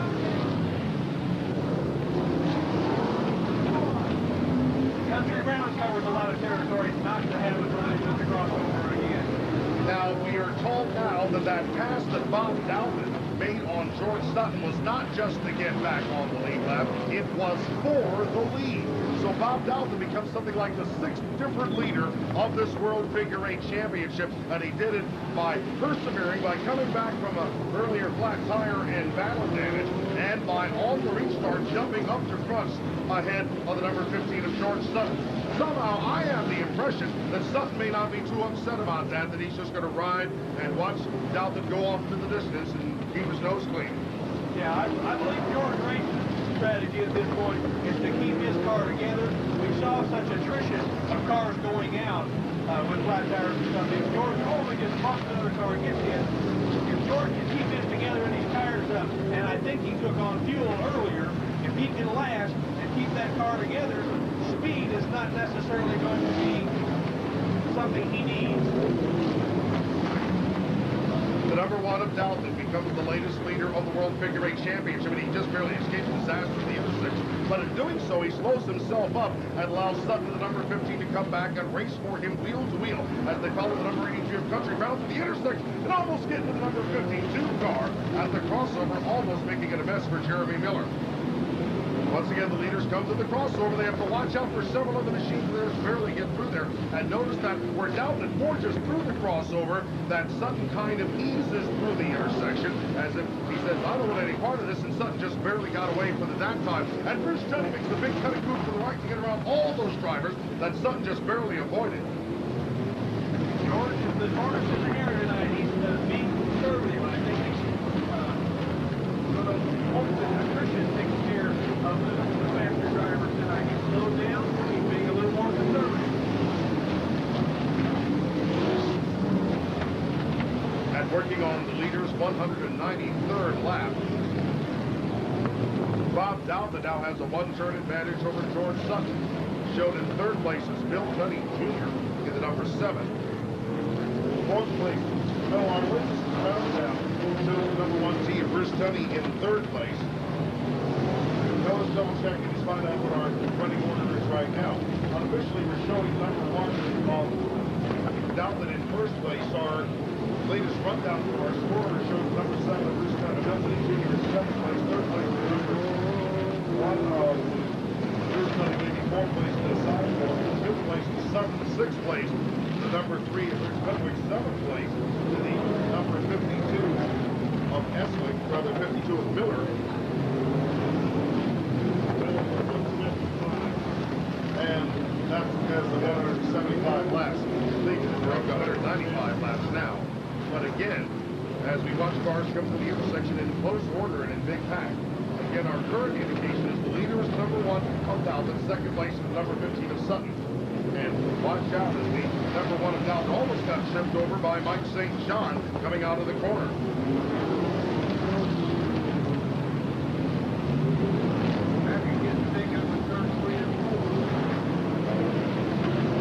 There's the number 33 of Doug Gregg coming back onto the racetrack. Remember how Gregg got into this collision with Jerry Lee Ward? That's been repaired. Also, here's Mike Hughes coming onto the racetrack as the 12th alternate in this World Championship. The spin over in the first corner sees the Allen car looping around.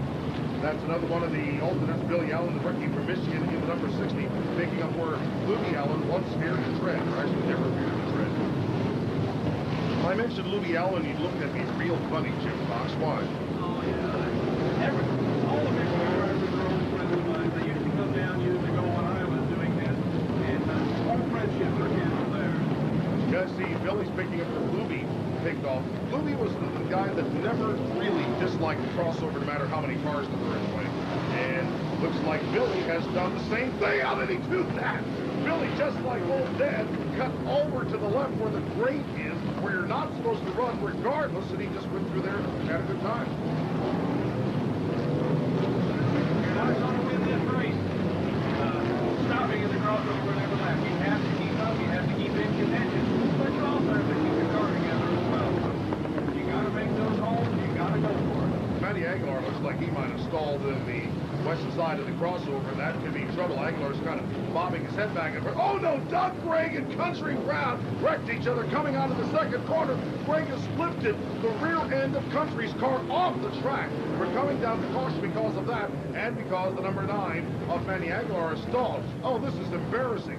Doug Gregg and the number 83 of Country Brown are hooked together so bad that Country can't get the car restarted because the rear wheels aren't touching the ground. Doug Gregg can go back and forth, but he's got this 3,000-pound hood ornament that he can't shake. And those are two race drivers who raced together here for several years at this track. I'm sure they're very competitive, and their attention span at this point is very short. And Country gets out of his car to try to figure out how he's going to get them apart. Country made a gesture that we will not try to translate into English for our younger viewers. 1 hour and 41 minutes left. 203 laps completed. We're still at about a 220 lap pace. Pace has slowed down a bit because we've had ourselves a pretty consistent run of caution flags here because of weird and wild things going on. We haven't even seen Larry Harris yet.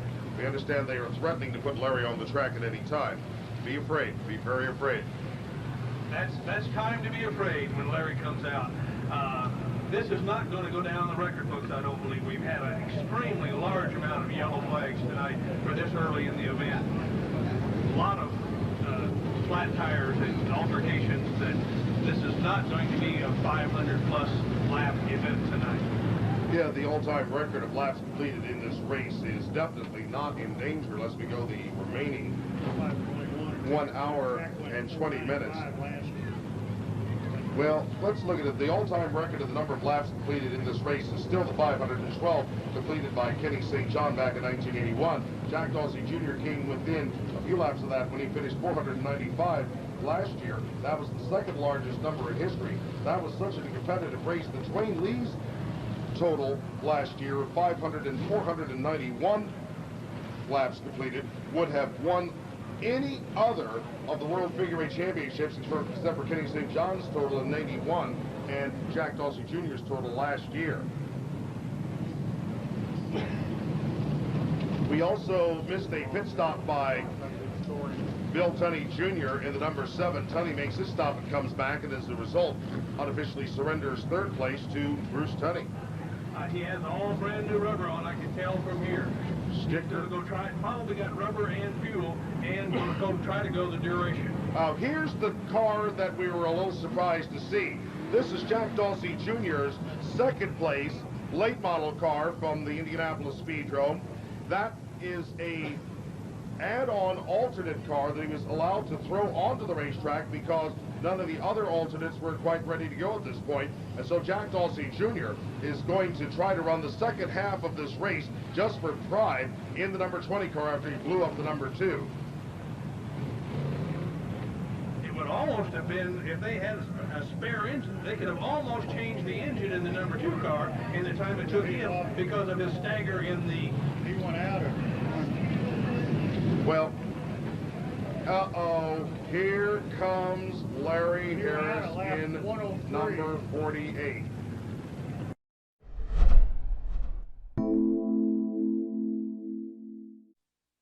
Delay.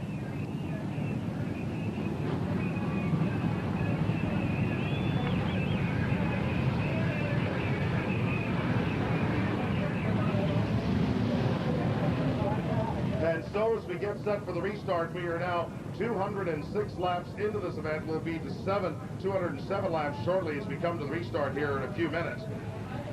Car number 1 is the leader. That's Bobby Dalton to the number 1. Second place, the number 15 of George Sutton. Third place, the number 1 of Bruce Tunney. Tunney will try to get a lap back from Dalton when we come back to the restart here momentarily.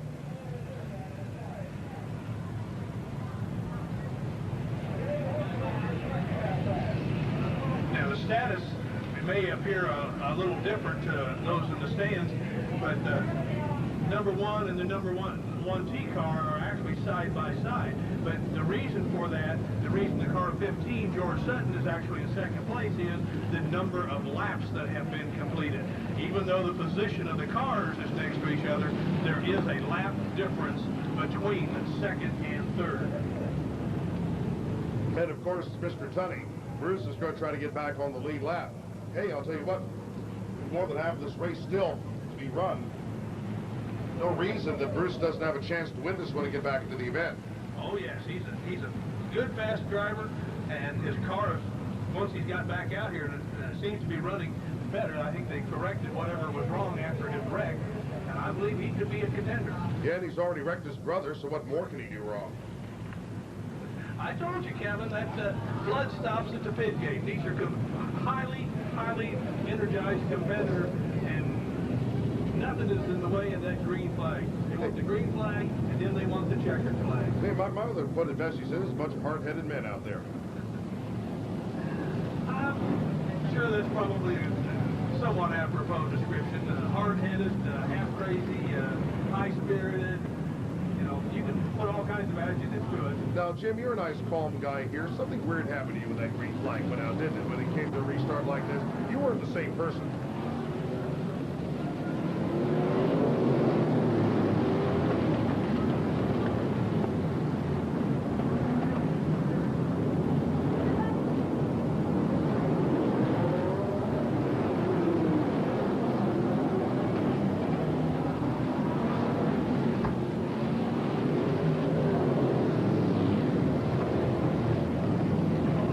Come to the restart, we also immediately come back down to caution just that fast.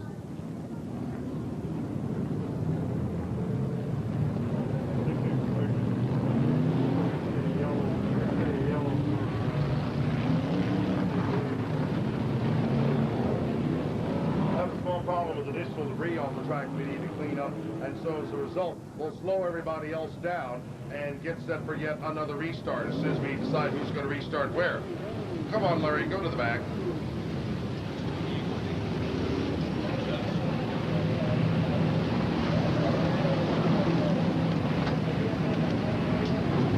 Oh, they're both okay. They're both close enough to being in sequence that there's no problem.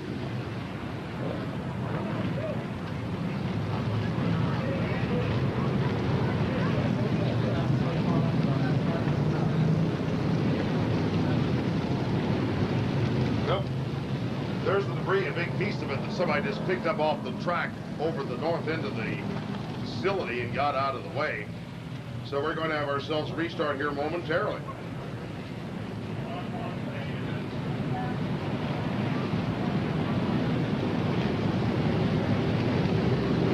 The secret is that I made this tape, so I know it's nothing wrong with it. It's a 6-hour tape for a 3-hour race. Well, in my race, if you remember, it took 8.5 hours to run that very first race that I won. Yeah, the weather was a lot worse than it was now. In fact, I remember the race was actually later in the year than this one is, so they finally decided to move it up.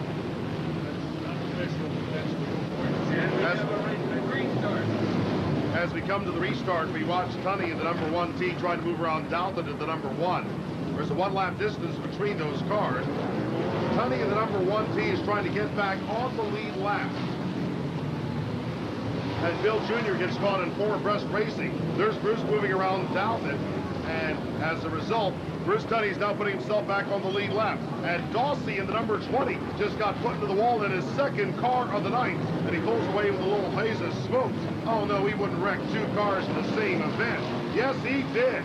Looks as if Dawsey has wrecked 2 cars, has had 2 cars shot out from under him in the World Figure 8 Championship, has broken 2 machines. Right rear tire looks as if it's flat on Dawsey's car, but that's not the beginning of the problem. On top of everything else, it just won't run. So Dawsey, with all sorts of smoke, is trying to get the car off the track and has just got it stuck there in the infield. Bumps over the marker tire. Where is he going?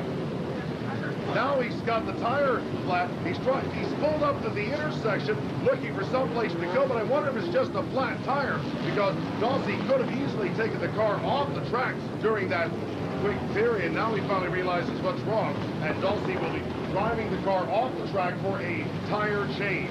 Now our car is spun over the north end of the racetrack. It's the leader. Douthat's gotten wrecked. And Douthat gets restarted. And here comes Tunney in the number 1, who has now cut the disadvantage down to less than a half lap. After Douthat's second incident, that puts Bruce Tunney back in the hunt on lap number 217, just past the halfway mark of this race.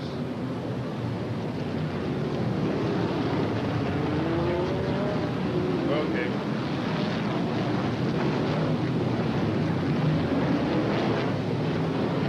So here we are in one of the wildest World Figure 8 Championships ever that has seen leaders come and leaders go. Drivers surge to the front only to get wrecked or taken out or blow up cars or have all sorts of major problems. All have seen several drivers in a contention to win this race. Some have been steady enough to stay up front. Others have just run into plain bad luck. Others have run into other cars. And through it all, Bob Douthat at the halfway mark of this race is the leader. But Bruce Tunney in second place in the number 1 team car is starting to chase him down. Third place, 2 laps down, is the number 51 of Rodney Sizemore. Fourth place, also 2 laps down, to the number 7 is Bill Tunney Jr. And in fifth place, in the number 15, George Sutton is 3 laps down. And sixth place is the number 3 of Rich Fenwick, but Fenwick is the better part of 15 laps down.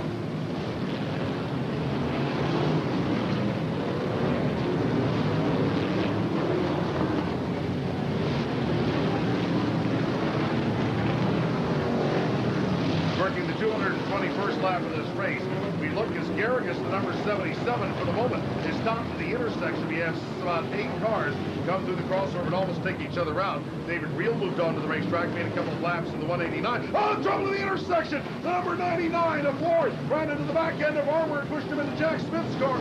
Smith pulls away with a torn up rear deck. Ward in 99 and Armour in number 28 are stopped just short of the crossover, and that will bring out yet another caution. At the crossover, they're still nearly crashing as the pace car comes out to try to pick up the number 1 of Douthat and has to go in the opposite direction to pick up Douthat. But first, the pace car has to wait for lap traffic that really isn't waiting for him.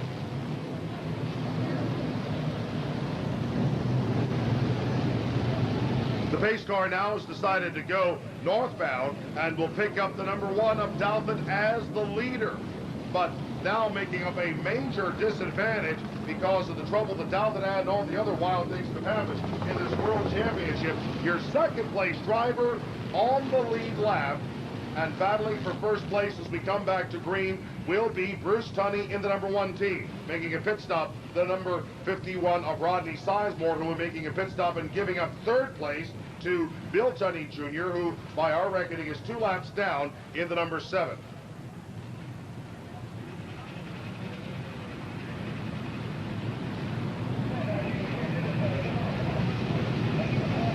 Well, I will be discreet and not make any reference. I will be discreet and not make any reference to the melee in the pits.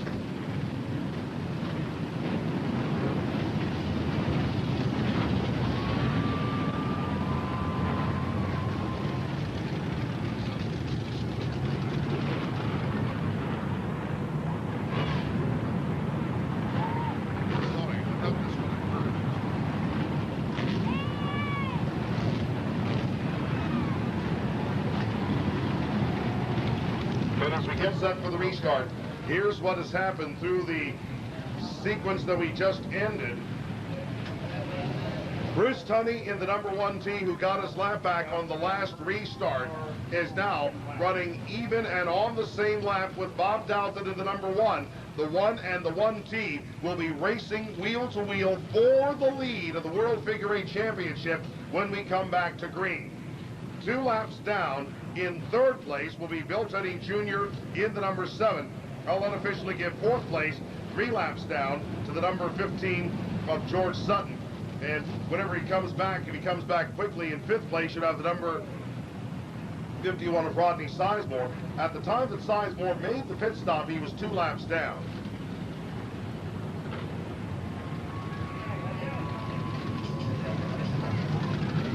Ward's number 99 comes off the track after he ran into Armour's machine. Everybody else is set and ready to go for the restart. Again, the battle between Tunney and 1T and the number 1 of Dalton for the lead when we come back to the restart shortly. I believe Jack Bridges in the pace car is going to take one more lap here. They're watching for something here on the track, evidently a leaking fluid or maybe fuel or something.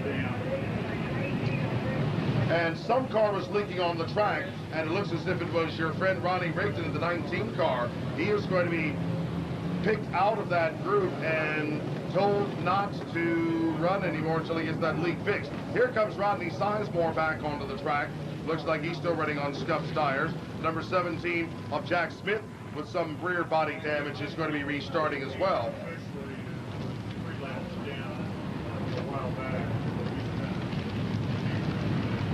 It looked to me as though it was the number 38 car that was leaking, not number 19. Well, we'll find out here shortly. Also, Dave Chicken Lewis in a Lincoln Continental is on the racetrack in the 97. Did you ever race a Lincoln Continental? No, I don't believe I did. I'm not making it up. That is a Lincoln Continental that Dave Lewis is driving in the 97. Well, there's a first time for everything. What's that old song, Hot Rod Lincoln? Yep, that's what it is. We now have officially a Hot Rod Lincoln on our track. Yep. Our track crew is doing an excellent job tonight keeping the track safe for our competitors. Fuel like that or fluid of some kind, whether it's antifreeze, water, steering fluid, something, those can cause serious problems. Somebody spin and get hurt. Our track crew is doing an excellent job of keeping the track dry and safe. I have to take our hats off to those gentlemen tonight. 1 hour and 25 minutes remaining in the World Figure 8 Championship. And again, what we're looking forward to is the restart between Bruce Tunney, the number 1T, and the number 1 of Bobby Dalton. Bruce's car has been looking strong again. The only thing that worries me about that machine was that oil pressure indicator light that was coming onto the right-hand turns number 1 and 3. That's been doing it all evening, though. I think maybe the sensor may be on the wrong side of the oil sump or something, because it doesn't seem to have caused him a problem, but it continues to glow in the south end.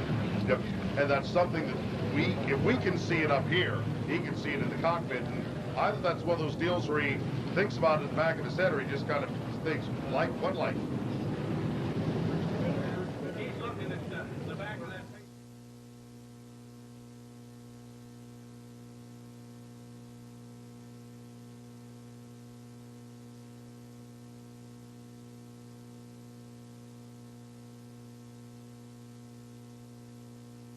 Pace cars now circulating them around, getting set for the restart. Pace car lights are off as they go northbound. Dalton should have the inside position as they come out of turn number 12 and turn number 1. And Dalton picks up the pace. Bruce goes with them as they run dead even coming out of the 4th corner. Dalton gets a length advantage as they go into the 1st corner on this restart. Takes Bruce Tunney high as they go through turn number 2. We have 3 arrests in the first turn on this restart.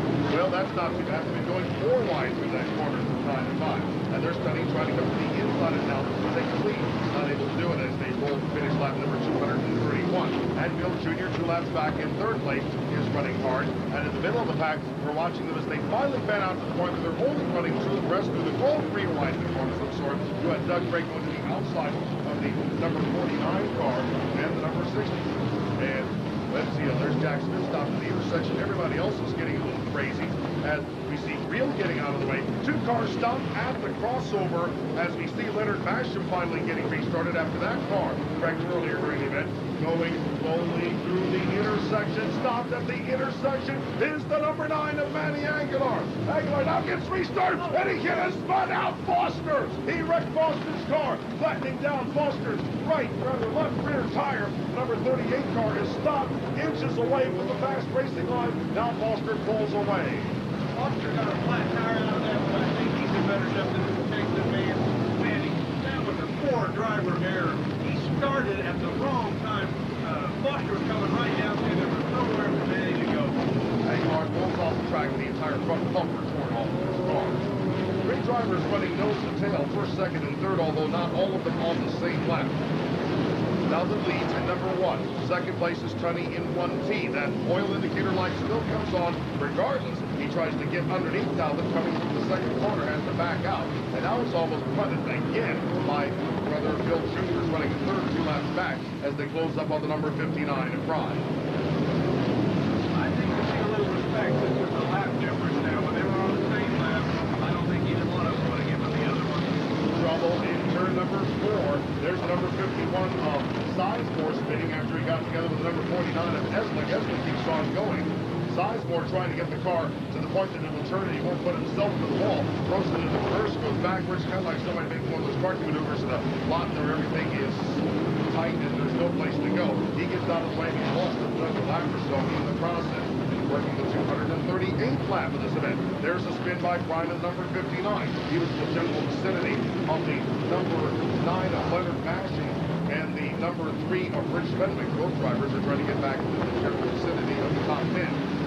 Now Thomas bounces off Smith, number 17, moves around him in conjunction with the number 77 of Garrett's. Now the leaders are going to try to go well. Number 23 of Kenny Payne, one of the alternate in this World Figure 8 Championship. We should note that we have seen Jack Dawson Jr. in his second car of the night with that flat tire pull off the track. He has not yet come back to the race. Again, I get the feeling that that number 20 car was more than just a flat tire. That would tie him with Greg Ray for the most number of crashes during a major event in the Indianapolis area this year. Remember, Greg Ray became one of the first drivers to crash a car twice during the Indianapolis 500. Now Jack Dawson Jr. has torn up 2 cars and blown them out under him in the same World Figure 8 Championship. I can't see the distance from here, but it doesn't look like a lot of activity down there in the Dawson pit. Speaking of activity, the number 1 of Dalton. Dalton checked the 2 or 3 slower cars between himself and Bruce Tunney. Bill Tunney Jr. makes a 4 wide going down to the inside. Son, what are you on? He wants that lap back. Michael St. John's back out. Yep, Mike St. John out there playing with Doug Craig. Oh, they're the best of friends. And they're coming to the intersection just ahead of number 52 car of Miller.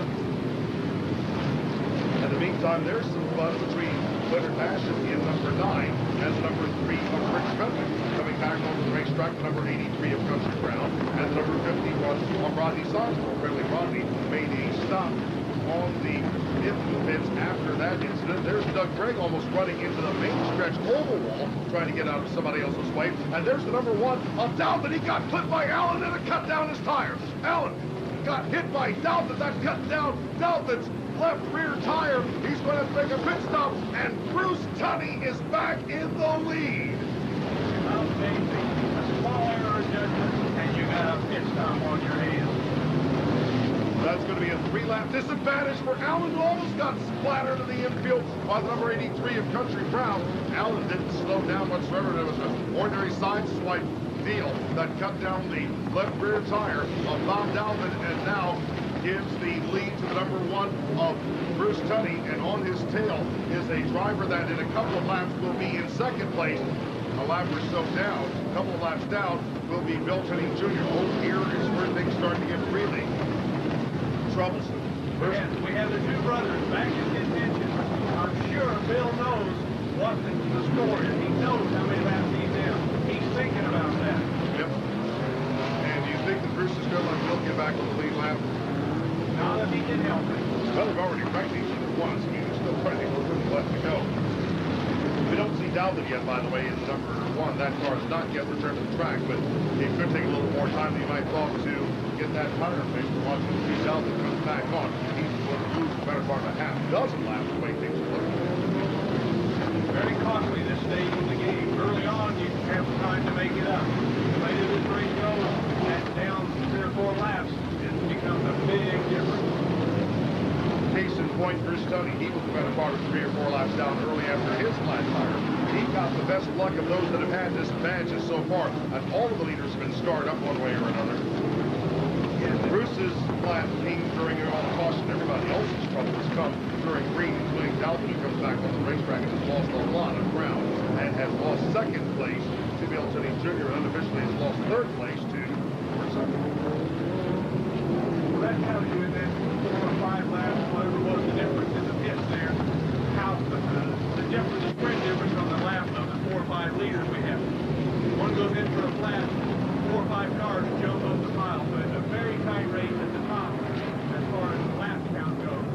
remember Alan, the guy that took out Dalvin? Not only is he running with Dalvin right now, but he almost got into Bill and Bruce running forward once.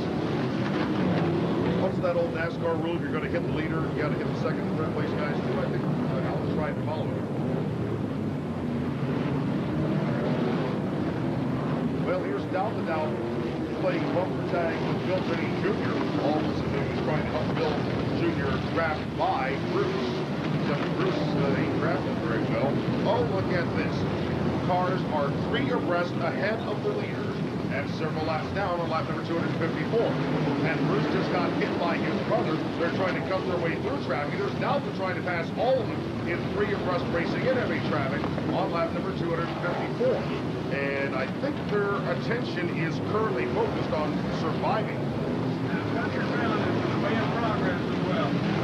Yep, and he got clipped by Bill Tunney Jr., and the number 1 of Dalvin got run wide by the number 7 of Tunney. In the meantime, the 52 of Miller has gotten collected. The number 00 of Garris.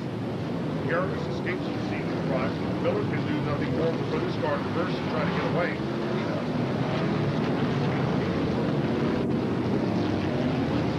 Number 7 and number 49. Well, the crossover, a quick bump and run action by the 98 of Scott Martin and the number 9 of Leonard Bash. Both of those guys have been towed off the track by record. They got disengaged and they're still running. Their crews must have done a lot of work to get that back together. That's what Bill at number 7 and number 49 got in the crossover, got tied up. I don't see any flat tires or anything, but there was a bump and run there as well. Yeah, that's like the driver from Seattle in the number 49 car. They've got big mountains over there in Seattle. They can see the regular basis if the skies are clear. It's a wonderful place to live, but they also must generate a whole bunch of super tough figure eight drivers. We want to appreciate, they are appreciating for taking that long drive to come and join us. We hope he comes back next year for sure. Interesting point. Bill Tunney Jr. is back down. Bobby Dalvin has gone off in pursuit of Bruce Tunney. And I wonder if Bill Jr. might have either decided that it's time to back down to let these guys wreck each other, or Bill Jr. started to slow down. Now, with all due respect, Bill Jr. is not the type of guy that kind of take it easy, even in the final laps of the World Big Ring Championship. So that incident I alluded to earlier may have affected Bill's handling or something and why wasn't he back. When they bumped cars, he may have missed suspension or something and causing the problem on handling. But he is dropping back, definitely. And being caught by Mike St. John, who was dozens and dozens of laps back after he had his cars running pretty quick together. Now there's Dalvin trying to get a lap or so back from Tunney. They almost sideswiped each other on the northbound front this time on. We'll have to watch out for Allen in the number 60 who almost hit the silver as well. And there's Dalvin trying to go up top to make the pass on Tunney, whose oil indicator light or something is still glowing right cherry red in the right-hand turns number 1 and 2 of each lap. This lap is number 262. We have about an hour and 45 minutes left to go to this World Championship. They're bringing back on the racetrack. Yeah, that oil indicating light may be a low pressure, not a lack of oil. And it may drop, normally that engine may carry 60 pounds of oil pressure, and south end it may drop to 30, which is a warning rather than a indication of a total failure on the oil pump pressure. Well, those lights are there for a reason. Last time I saw, internal combustion engines need large amounts of oil at all times under pressure to keep from doing things like turning bearing speed, color possible. And depending about the side of the car, I agree, but in this particular case, since it's been that way ever since the start of the race, it could be that it's set at 20 pounds, and that's enough for that engine to live on. I'm sure it's living at this point. Yeah, but notice that Dalvin over the last couple of laps has pulled away substantially from Bruce Tunney, and that Bruce is now being caught by Bill. Again, there's a 2-lap difference between the two drivers, so maybe Bruce is letting Dalvin go. Maybe Bruce is slowing down. Maybe Bill's catching back up to Bruce. Maybe they're just taking it easy. I think Bobby's getting some brakes. I think where it's at. You know, Bobby's going to have to watch out for more than just brakes because he's coming up on a pack of 6 cars that are in the process of rubbering each other a bit too hard, including George Sutton and Rodney Sizemore. I mean, these guys are almost blood relatives. They're going in 3 wide, almost putting each other in the wall and kind of doing a Bruce and Bill act through there. And they almost ran into Doug Gray. And they almost came into a big hump with the number 9 of Leonard Basham, and Bill Teddy Jr. in the race keeps running into Mr. Allen, who's a friend of everybody here. Now here's Dalton trying to go between Sutton and Doug Gray. Good luck, Bobby. They closed the door on him. I do not think Mr. Dalton wants to try that again, but he's going to do it anyway. And he's going to get away with it. Whoa, I've never seen anybody pull that off. Now, that takes more than just guts or common sense or courage, especially with cars coming slowly through the intersection and almost wrecking each other again. I believe he got a good hole shot there, George. And Bobby Allen got a good hole shot. And Doug Gray slipped out. And that gave him the area that he needed to get through. Scott Martin made a quick pit stop. He comes back onto the racetrack and probably falls into the intersection, almost into the path of number 23 of Kenny Payne. They relocated that axle. He went out with the axle just placed back quite a bit.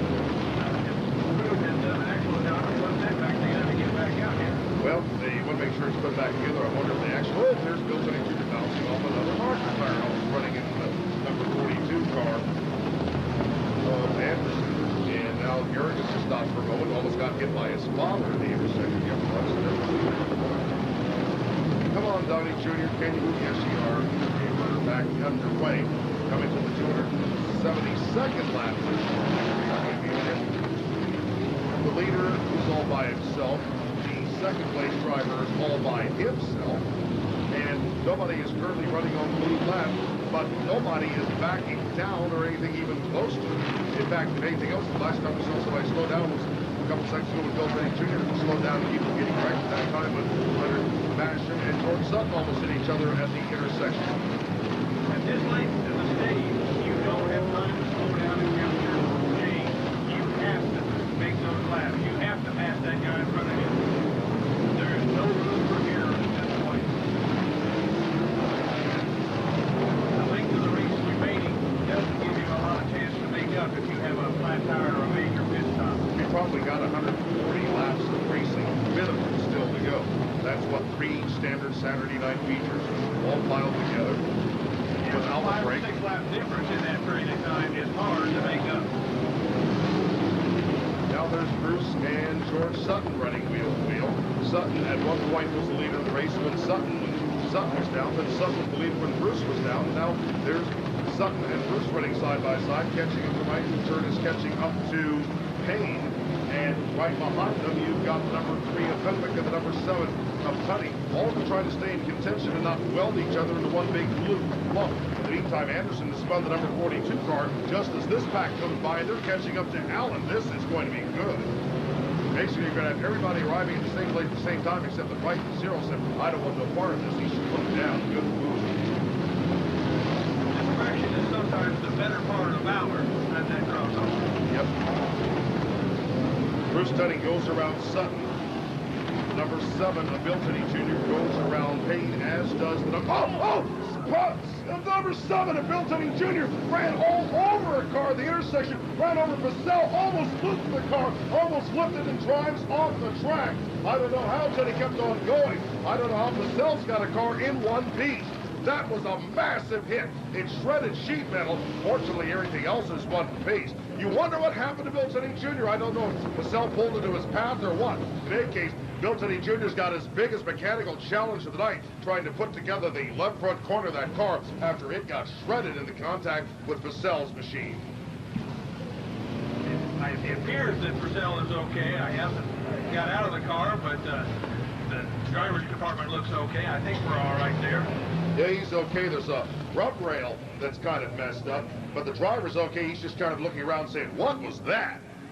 He just thought he was at Weir Cook and saw a plane land on him, I think. He's a little confused at this point. Well, let's say it this way. If you had a car fall out of the sky on top of your car, which has happened to you from time to time in figure 8 racing, I mean, you wouldn't exactly be saying, give me hooray, hooray. Yes, as a matter of fact, my infamous nemesis there, Kenny St. John, did that up at another track to me one time, and Leonard Basham did it right here on this track, and I believe my second or third 3-hour, Leonard came right up over the back of me, perfectly wheel to wheel, right up over my back and down onto the track. Well, Purcell's obviously okay. He is getting out of the car already. The last chance wrecker is hooking up to Purcell's car, well, that which is left. Come to think of it, when Kenny won a World Figure 8 championship, didn't his car look just like that? Yes, he finished it with just almost no body left on it at all one year. And it didn't really slow him down, if I remember correctly. No, there's not a lot of aerodynamics in the bodies of these cars. It's the suspension and the motor and the driver. The bodies are just to look good and hold the advertising spots, I think. So Bill Tunney Jr., who had run a pretty clean race up to that point, it had one flat tire, but that's pretty much the way everything's going on, now sees his chances of winning this race start to fade away. And George Sutton is back in second place. Come on, George, you're giving me hope, buddy. All we have to have is George finish this race and do well, and that will predicate a running of in 2001 for $25,000. Can we call out the senior tour if I come back? Old folks home. You folks will all have to come back next year for the running of the 3-hour World Figure 8 Championship. And it'll be the senior tour. Wayne back this year, George here doing so well. All I gotta do is talk Kenny into it. We'll come back and put on a show for these young drivers. When we had the Auto Valley Super Sprints here, we had a driver, I wish I could remember the guy's name. He's a very personable person. You know how old he was? No. 72 years old. He made the want to as long as you live and live as long as you want to, Kevin. He made the feature and ran pretty well too.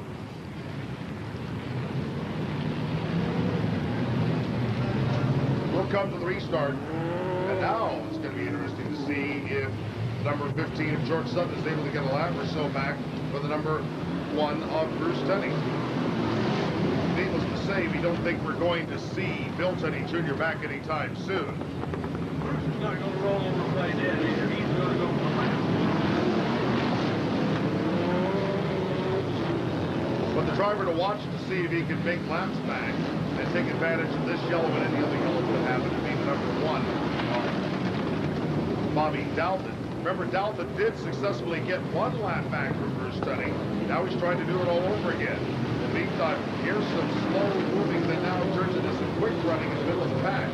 The number 36, Mike St. John, is just ahead of this pack, which involves the number 23 of Kenny Payne, the number 33 of Doug Gregg, the 51 of Rodney Sizemore, the 83 of Country Brown. They are 3 wide coming to the second corner, with Sizemore ducking underneath Payne and Gregg to pick up the position. And now there's the number 9 of Leonard Basham catching up, but Payne decided he had enough of that. He pulls off the track and out of the way.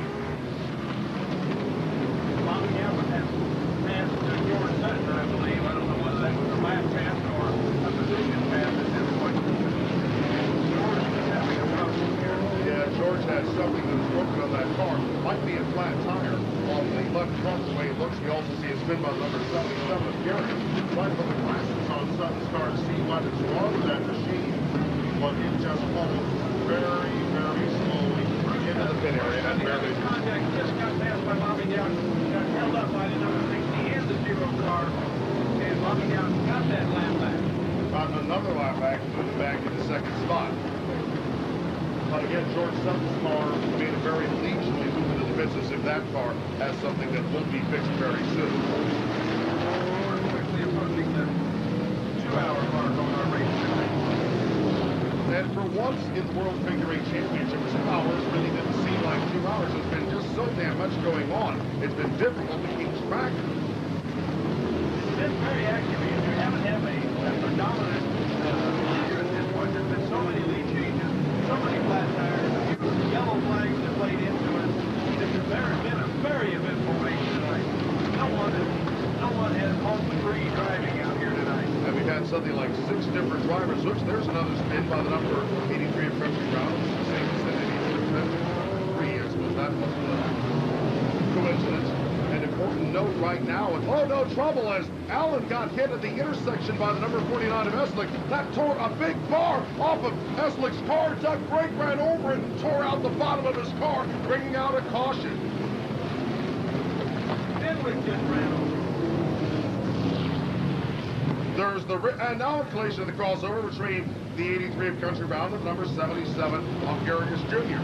Again, there was a quick collision at the crossover that tore off the rear bumper bar from the number 60 of Allen, which went flailing through the intersection, and Doug Gregg ran over and then hit the brakes. I thought that Gregg might have hurt his car and torn something out, but instead looks like Gregg is doing as good as he's going to do and is not even going to leave the track. In the meantime, we're going to go out there with a broom, and somebody's going to be brave enough to try to pick up that bar. I believe that's probably the rear bumper. Those two come in contact with each other. Notice that the track worker's having a little trouble picking it up as if that's solid steel. It is, I'm sure. And I'm certain that was welded on there pretty tight. It still came off there like it was you flicking a paper clip off the desk with your finger nail.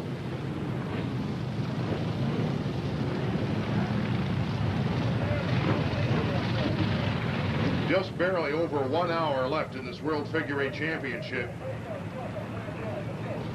We're getting set for the restart, this time by a very brief caution period. And once again, the number 1 of Bob Dalton gets back another lap, and he'll charge up to the front of the field as everybody is now stacking up 3 wide on the restart. And Dalton watches as the number 1 of Bruce Tunney almost collides with the number 51 of Rodney Sizemore. Those drivers get together a second time coming out of the second corner. I'm beginning to feeling that Dalton has the last car, has the fastest car on the racetrack. 2 cars are slow after getting what looked like another collision. The number 60 of Allen and the number 00 of Garrigus Sr. is in trouble. And now there's a big race between the number 51 of Sizemore and the number 1 of Tunney. And that lets the number 1 of Dalton close up to try to get another lap back on Tunney. Again, we're going to have to double check here eventually and find out what the lap distance is between Tunney and Dalton. Tunney, of course, in the lead of the number 1T. Second place, Dalton in the number 1. Rodney's making an awful hard run. He wants to lap back. 1 hour to go, 1 hour to go, 1 hour to go in the World Figure 8 Championship, and it's still anybody's race. And right now, Bobby Dalton's best friend is Rodney Sizemore and maybe Billy Allen. Tunney tries to get around both of those. Allen lets him go. And now Dalton is all over Tunney. Tunney tried to get around Rodney Sizemore, just couldn't. They'll go 3 wide into the second corner, and Tunney is forced down low by right. And again, that gives an extra advantage to Dalton, who is trying to get a lap back. Another lap back. Again, we're going to double check with our scores to find out what the lap distance is between these 2 drivers. We're told that it's 3 laps between first and second place. We're told that it is 3 laps between first and second place. Bobby Dalton in the number 1. Again, we're told is 3 laps behind the leader, number 1T of Bruce Tunney. And now, Tunney is trying to get another lap, trying to stay in the lead. Dalton is 3 laps down, trying to make it 2 laps down, and is all over Bruce Tunney. And Dalton may be the fastest driver on the racetrack. The second fastest may be the number 51 of Rodney Sizemore. He's making a strong push here this last hour. He has not been that aggressive early in the 2 hours. Now he's really picked up the pace a little bit. He's actually pulling away from Bruce and Bobby Dalton. Puts daylight in between them.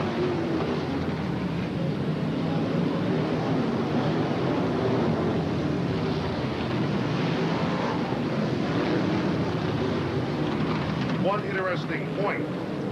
On the racetrack only runs currently 1 former World Figure 8 champion, and that's Mike St. John to the number 36. And it's safe to say that St. John is not in contention for the victory unless something really bizarre happens. That means that most likely we're going to have ourselves a new World Figure 8 champion. But who? Anybody's race at this point. The lead pack is still very tight right here, and the cars are staying together. Attrition will pay fuel. We talked about the fuel earlier. Whoever took fuel on when they had flat tires may make the difference late in this race.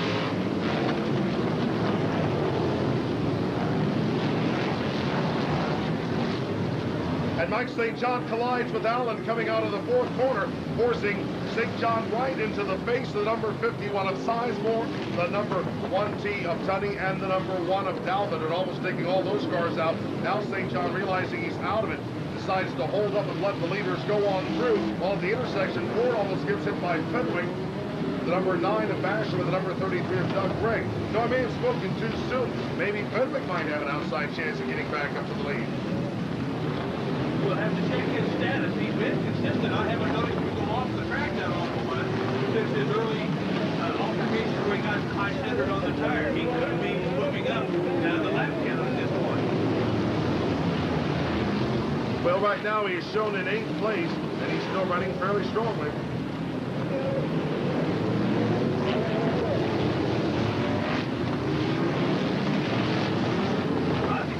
Doing an excellent job. I don't know, he's gotten really aggressive here in this last hour.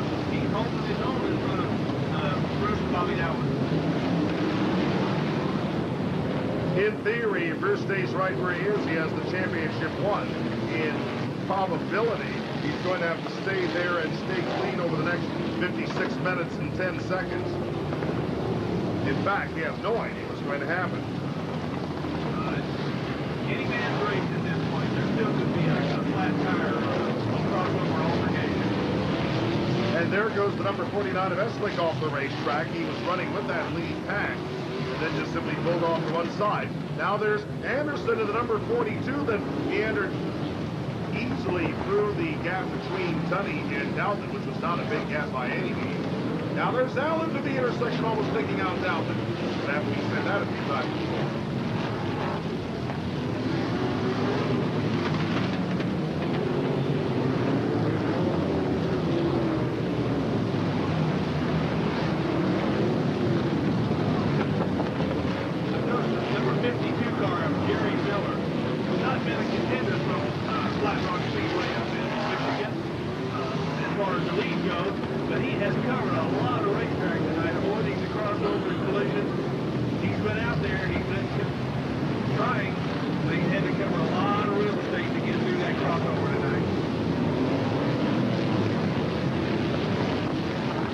So far, he's has to be considered the top of the Michigan drivers. Allen, the number 60, has been out there probably as long as anybody else, but he's not been running that fast. Probably the fastest of the bunch that, well, there's Mike St. John with his hand in the air, waving to Rodney Sizemore and everybody else. St. John, I think, is waving to those 3 leaders who are saying, go ahead, pass me, please. And so they do. Well, St. John cuts them some slack, but what about Foster? Foster almost comes down on top of Sizemore as they almost collide with White coming out of the second corner. Rodney is making up those laps. And Allen, I think, just bounced off snap and hit the marker tire and spun himself out into the exit of turn number 2 and backs out of the way. Way to go, Billy. At the crossover, Sizemore almost collides with the number 9 of Basham and the number 52. That allowed Tony to put the number 51 of Sizemore another lap down and put Dalton right behind him. Now things are going to get interesting. Now we're going to find out how fast Rodney really is rather than just kind of running in formation. Here again, you notice that you do a Terry Miller had he covered the whole racetrack to stay out of that altercation. And just barely did.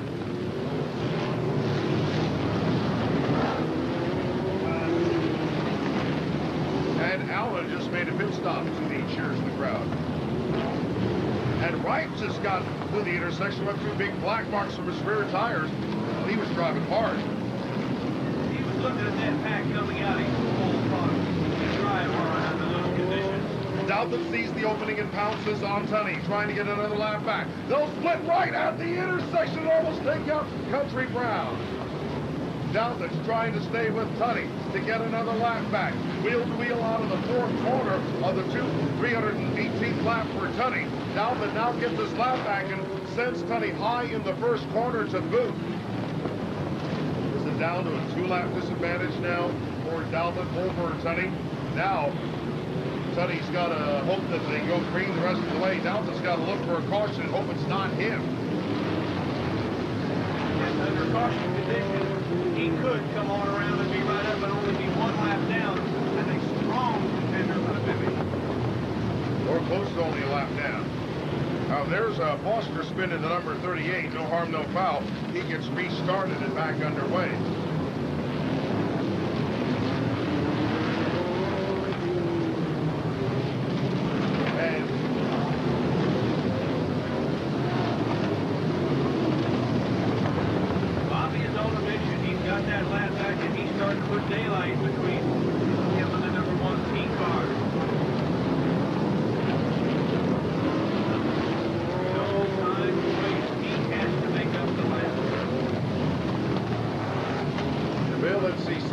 coming back onto the racetrack.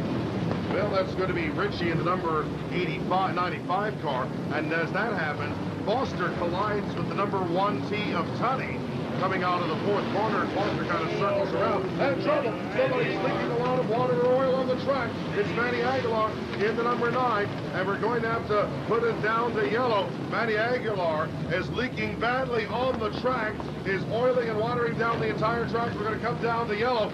They'll get Aguilar off the track, maybe. Aguilar still doesn't realize there's anything wrong. Now we understand, and comes off the track. We were talking earlier, just a few laps. And Bruce Tunney makes a stop. Bruce Tunney makes a stop. Bruce Tunney makes this stop at the end of what would have been the 324th lap for Tunney. He decides to make a stop. Will he be able to make the stop and make whatever changes or repairs are needed in time to stay on the lead lap? Doubt that is going to be close to getting back on the lead lap, as the pace car is having trouble picking up the current leader, because there is no leader currently to pick up. He's just waiting for everybody else to back up behind him. Again, the pace car is always told to pick up the leader, but the leader is in the pit, so the pace car is just kind of out there looking for someone to use as a benchmark to pick up. And so far, the pace car just kind of moving through there, running everybody else at a relatively quick speed. Now, the fact that the pace car has been running fairly fast, and now Douthit has slowed down thinking he's going to be picked up as the leader. Douthit could have kept on flying around the racetrack and picked up even more ground than he did. But the matter is that Douthit is going to be very close to being the leader of this race. But we're going to have to stop here for a second and find out whether Douthit is going to be placed at the front of the field behind the pace car. The answer is no. Douthit is going to be at the tail end of the field one way or the other, as he almost finds the side of the pace car. Now he's up on hard ground, and I believe, let's see if that is Tunney coming back onto the racetrack after a stop. The answer is yes. Here's Tunney. Now where's the pace car going? Pace car's turned loose the rest of the field. The pace car did an extra loop down in the infield and turned everybody else loose. I'm not sure who the pace car is picking up now as the leader. And now there's Bruce Tunney coming back onto the racetrack. And the important part now is going to be which car is going to be picked up as the leader by the pace car.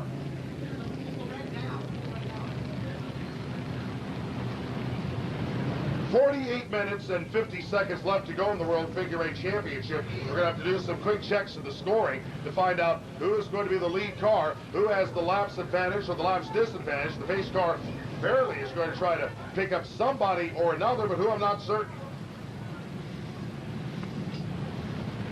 Yeah, we're going to have to sit back and let this kind of play itself out.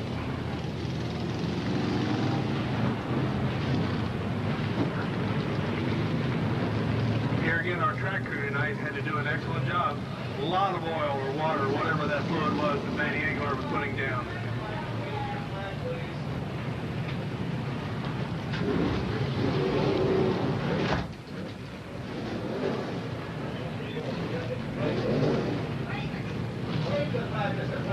Okay, guys, hold on. Hold on.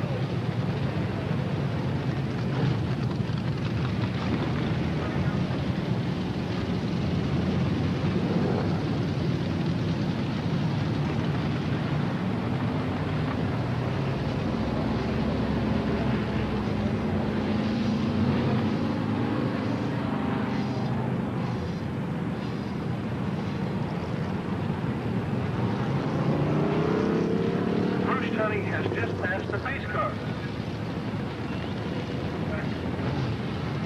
An important point during this caution period, Bruce Tunney has decided to make a second pit stop.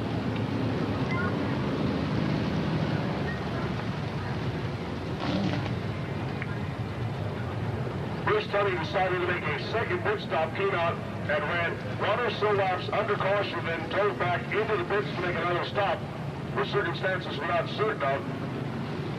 In any case,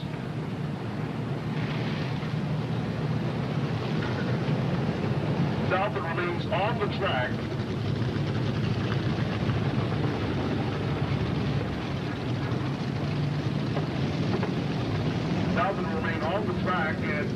likely will be moving into the lead one way or the other.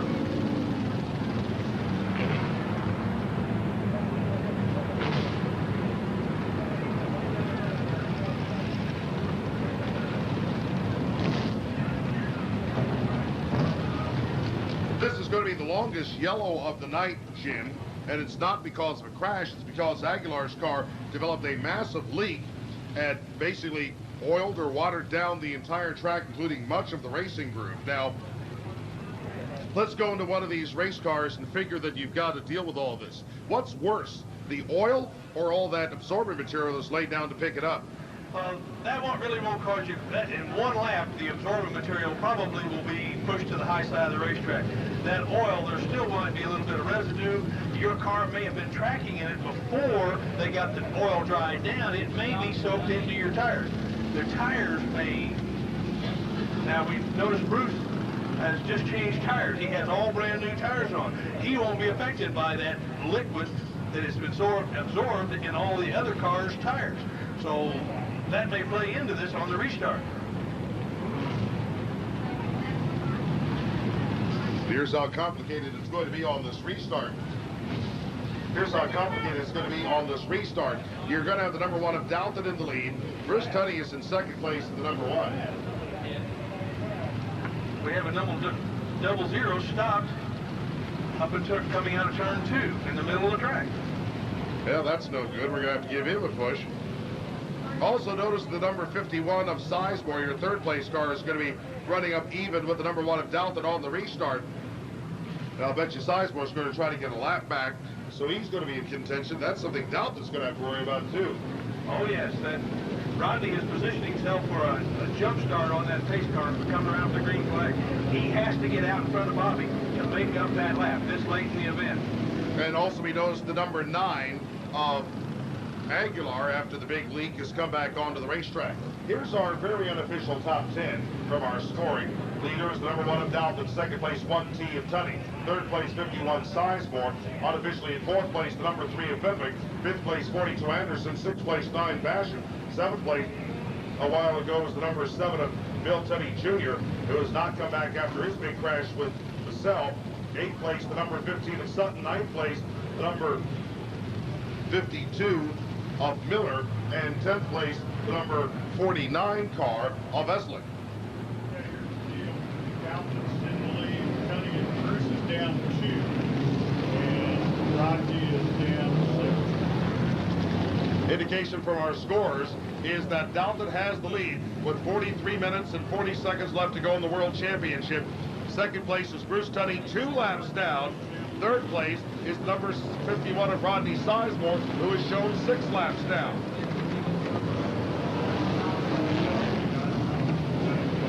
As we come to the restart, beginning lap number 331, we'll watch to see if Sizemore can make a move on Dalton to get one of those 6 laps back. The answer is no.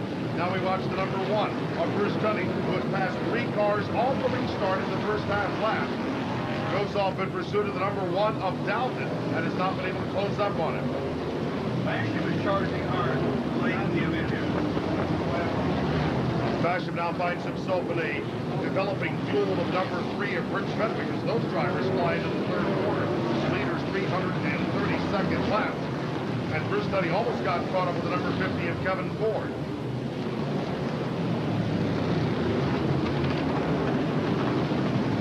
It's important to note that Dalton, in the number 1, has pulled a long distance away with the number 51 of Rodney Sizemore. Instead of Sizemore battling to get a lap back, Sizemore simply hanging on.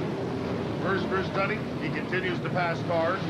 At this juncture, he's about 2.5 laps back as Dalton has to watch out for the number 83 of Country Brown. Garrigus facing the wrong way, trying to get out of the intersection, and finally does so.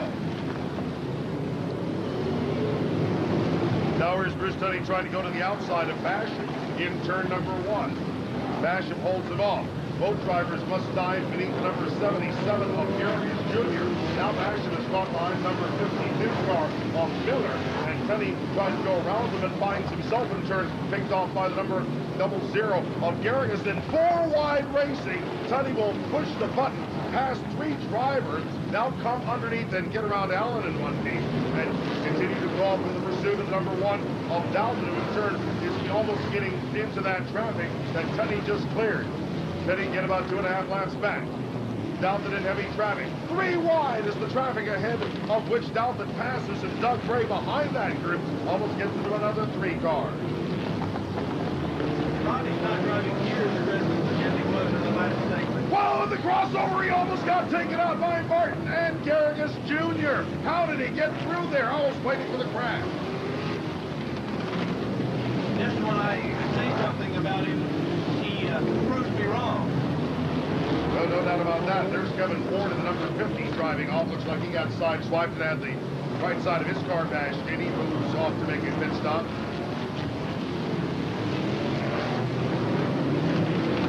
Just over 40 minutes of the World Championship left to run. Dalton now appears to be the driver that's got this one in the bag. What makes this different from the race of the World Championships is, especially last year's, if you remember last year, Dulcie pretty much took over the end of 2 hours. Nobody else got caught, got close to him. Here we've got a 2-lap gap between first and second, which by the standards of this racing is no distance whatsoever. No, on the flat tires, late mid trajectory would be almost a sure fatality. Yeah. We have a country Brown is spun up in the turn 1 again. And he got into it with his good friend Doug Gray once again. Brown is down on the inside. That's far enough out of the way to keep us under green. And now Ryan is pulling off the track in the 0 car, and Country Brown gets restarted.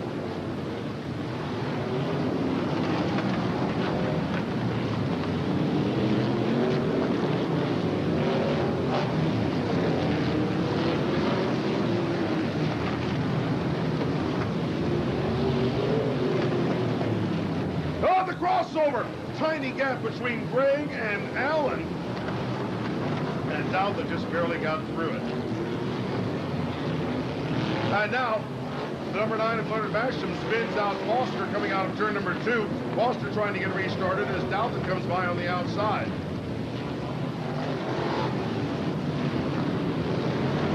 And there's the number 1 tee of Tunney almost getting pinched between the number 77 of Garrigus Jr. and the number 3 of Fenwick, as the number 38 of Foster backs out of harm's way and immediately takes his car, trying to get his car back into harm's way. 38 minutes and 50 seconds left in this World Figure 8 Championship. I've been watching this pacing of Bobby and the 1T car. Bruce is not making up that time. Bobby has got clear track, and Bruce is caught in traffic. Bobby is making up the time on that lap difference. But now Dalton is coming through an intersection that for the next couple of laps is going to be full of cars. No easy decisions for Dalton. Remember, when you're exactly a half lap behind somebody, you hit him at the intersection. And neither one of them is going to give space, because that just gives up that time in that lap. We have a spin up to turn 3. Leonard Basham has looped it over the 3rd corner. Dalton goes by him impetuously, and so does Allen, and so does the number 51 of Sizemore. Doesn't Aldous Basham barely roll his car out of the way, going the wrong direction, and Foster comes the other way and almost hits him head on. Now Basham locks up the car, installed. Basham still facing the wrong direction, gets it a roll. A couple of feet, a couple more inches on the starter. Basham in harm's way, trying to get that car to roll. Trying to get it to start as he's facing the wrong direction with oncoming traffic. He right after lap just now as Basham gets an iron car to roll on its own. And he almost pulled in front of Allen at the intersection. I believe he's going to go to the pit. I think he's out of fuel. He had trouble on that restart. I think he's running low on fuel. And Basham now drives through the pit area to get that car back and serviced, and we'll see if he comes back. There have been a lot of drivers that have been leaders of this race or contenders that have gone to the pit area and never seen them again.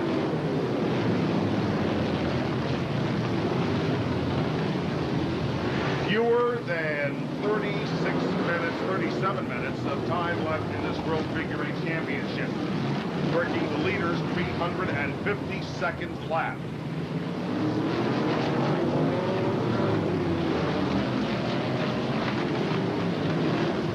Garrigus Jr. loops the car down into the infield of the south lobe, looks for some place to go, looks for a gap in traffic through which he can pass. There is no gap. He starts to pull through the crossover. There goes Allen. No room there. Finally, Sizemore coming to the intersection. There is room, and Garrigus can restart, but not that well. That is the sort of slow pace that you expect from a car that is going into the pits.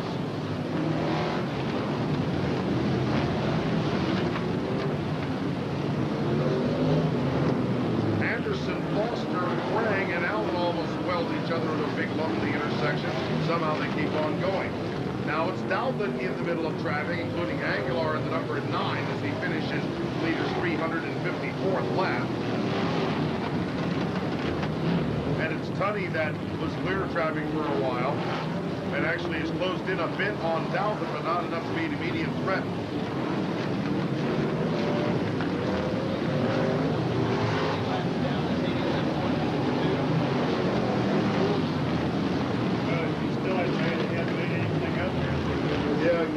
It's about 2 laps down. We are looking at about a 320-lap pace for this World Figure 8 Championship, which is pretty typical of the pace of these events as we have gone over the last couple of years. The victory last year by Dawsey with 295 laps was very much unusual.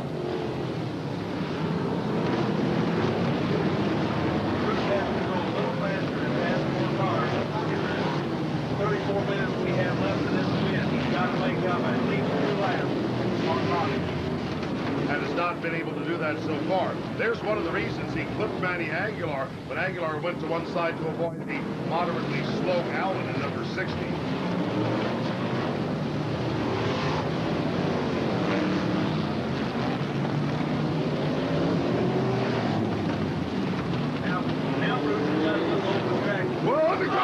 Big crash! Bobby Dalton got speared in the rear by the number 83 of Country Brown and will come down to yellow.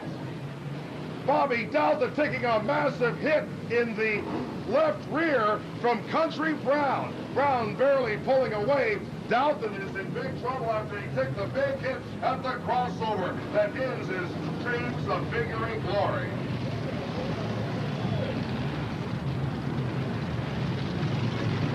It happened at the just over 34 minutes to go on the leader's 359th lap.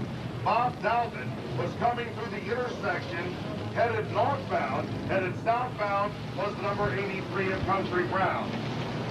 Brown speared Dalton in the left rear, knocking Dalton's car out of the race.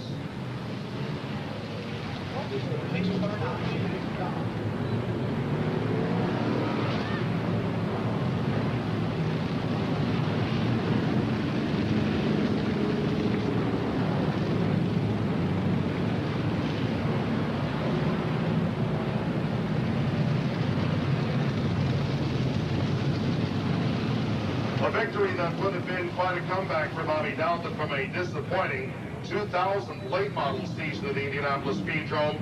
That victory is now history. It will not happen. Bobby Dalton out of the race and getting quick attention from our medics and our track crew.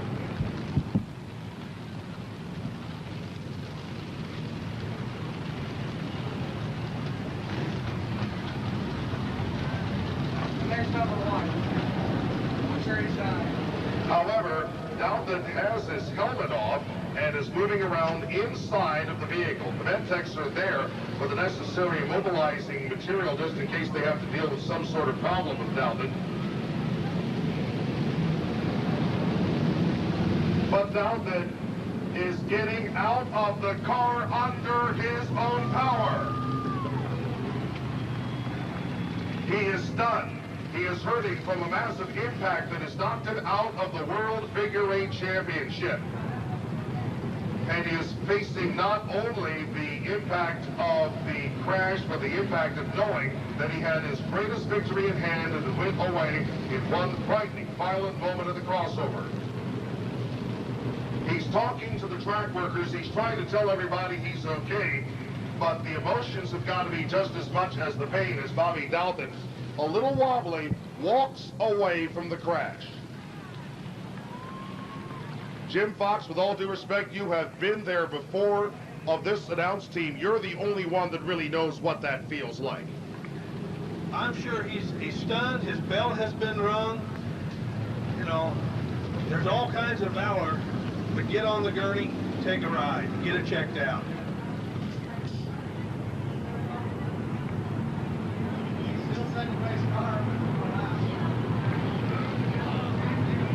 Yeah, Dalton is definitely hurting.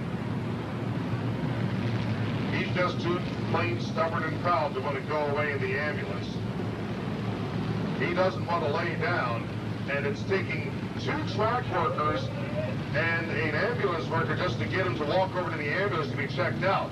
That is bravery and courage beyond compare as Bobby Dalton goes out on his shield. Still a proud warrior, a winner in his own right, but not the world champion tonight.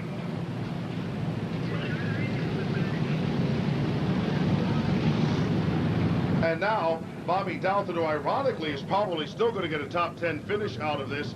Now, as we work the cleanup from these cars that wrecked, and also notice that Allen's number 60 wrecked or ran into something and is being towed away as well. First off, we notice we don't have that many cars left. We don't have that many minutes left, a half hour left to go when we come to the restart. And Bruce Tunney is back in first place and has the better part of a 5 or 6 lap lead. Well, with 30 laps left to go, about a dozen cars left on the track, does Bruce have it wired yet, or are we due for more surprises? No, nothing is wired in this event. There's a lot of crossover. In 29 laps, you're going to have, at least 60 more crossover interchanges. You also have the chance of a flat tire, a rub, and that could make all the difference in the world, even this late in the event. By the way, that display on the scoreboard is pretty much correct. Bobby Dalton, despite being in the ambulance with his car torn to pieces down here, is still your runner-up car. He will be the second place car until the field comes around and finishes this lap, at which time the number 51 of Rodney Sizemore will elevate himself into the runner-up spot by virtue of number of laps completed.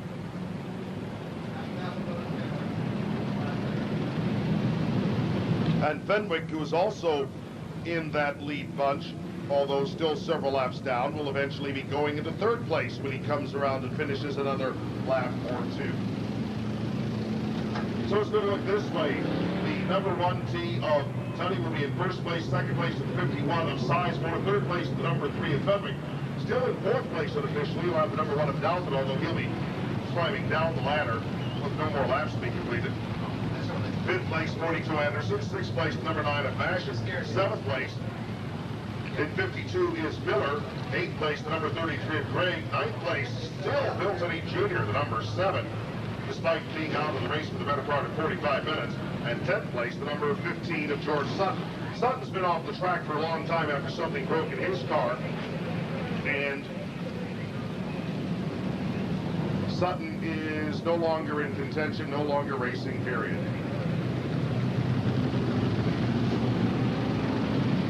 All the hopes and dreams of 1 year for Bobby Dalton go off on the end of the hook, wrecked and probably to be cut up, tossed into the crusher.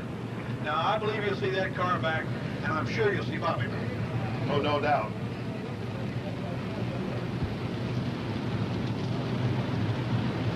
Here's our longest caution of the night, and that should probably eliminate any sort of concerns or questions that we had going when it came to things such as the number of laps that would be run under green as far as fuel is concerned. Making the assumption that Bruce Tunney took a whole bunch of fuel in that car. Looks like he'll have a chance to run the rest of the way, I think.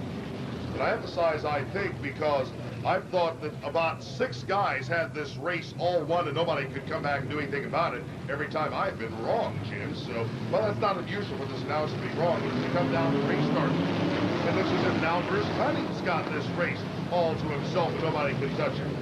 Like I said earlier, there's still a lot of laps. There's 60 crossover interchanges to come, and that traffic makes a difference. And Rodney is not letting anybody go to sleep and let that happen easily. He's going to charge. He's going to be aggressive. He's going to come back and he wants to. He would like to win his first ever World Figure 8 Championship. Both Tunney brothers, Bruce and Bill, have been in the lead in World Championships in the past. And have looked extremely strong in World Championships in the past. And have finished in the top 3 of World Championships in the past. And have lost World Championships in the past.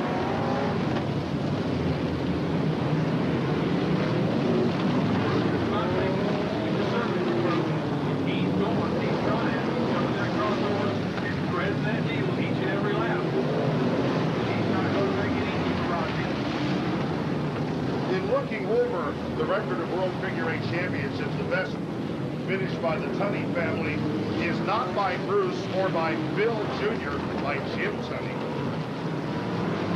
Back in 1980. Jim goes back away. Yep.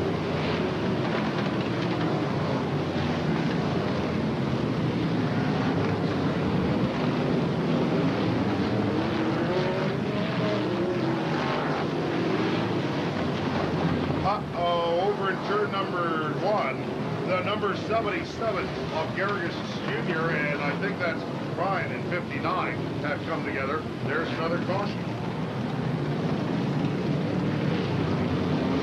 Sizemore did not get a lap back to Tunney that time.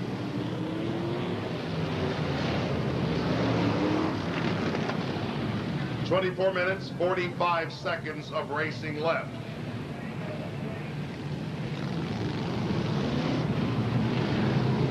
Only a dozen or so cars still running. About 14 cars in our count. It had been 16 until that wreck took somebody out.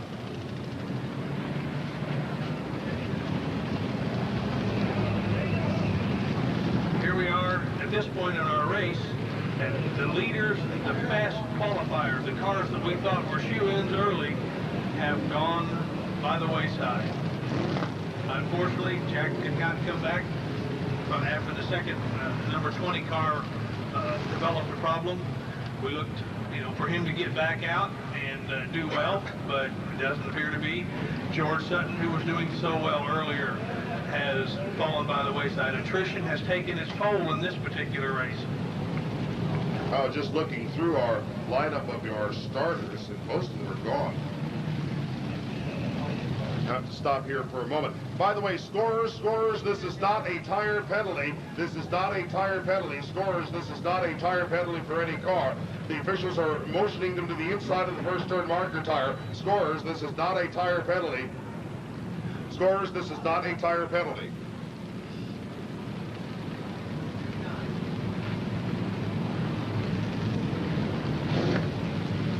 The reason I was saying that so often and so loud was because the scorers are in a situation where there can be a possible penalty to these cars if they cut underneath the tire, but again, everybody was being guided down to the inside. That is not a tire penalty.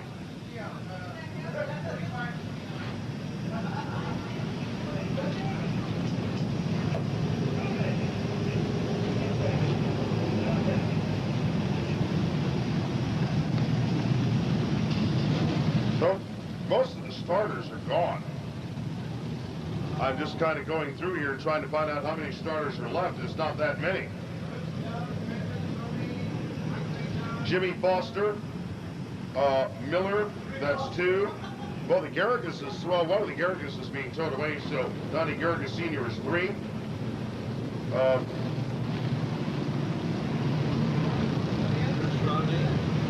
Mike St. John, Doug Gregg, Anderson, Fenwick, Sizemore, and Bruce Tunney. That's about 10 of the 28 starters are still running. Means you've got almost as many alternates as starters out there. Well, that goes to show you, back to what we started at the outset of this event, you can actually win this event, theoretically, and still be in the pits. It doesn't matter if you start this race, it's the total number of laps you complete in that 3-hour period of time. Here's how they started and how they ran. The pole sitter, Jack Dulcie Jr., broke 2 cars. He's out. Rich Teddy, second starter, has the lead. Third starter, Wayne Arnold, broke. Fourth starter, Rodney Sizemore, still running. Fifth starter, Bill Teddy Jr., wrecked. Sixth starter, Bobby Dalton, wrecked. Seventh starter, Rich Fenwick, still running. Eighth starter, R.J. Norton, out. Ninth starter, R.J. Norton, ninth starter, George Sutton, blew up. 10th starter, Tony Anderson, running. 11th starter, Doug Gregg, running. 12th starter, Scott Martin, out. 13th starter, Mike St. John, still running. 14th starter, Chris Green, out. 15th starter, Leonard Basham, out. 15th starter, Gordon Brown, out. 17th starter, Kevin Ford, out. 18th starter, Steve Frost, out.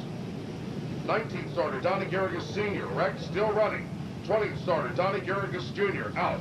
21st starter, Jeremy Miller, running. 22nd starter, Don Eslick, out. 23rd starter, Jerry Lee Warren, wrecked, out. 24th starter, Roger Maynard, blew up. 25th starter, Foster, wrecked several times, is still out there. Joey Bianalolo, 26th starter, out. 27th starter, Don Wright, out. 29th starter, Keith Ritchie, out.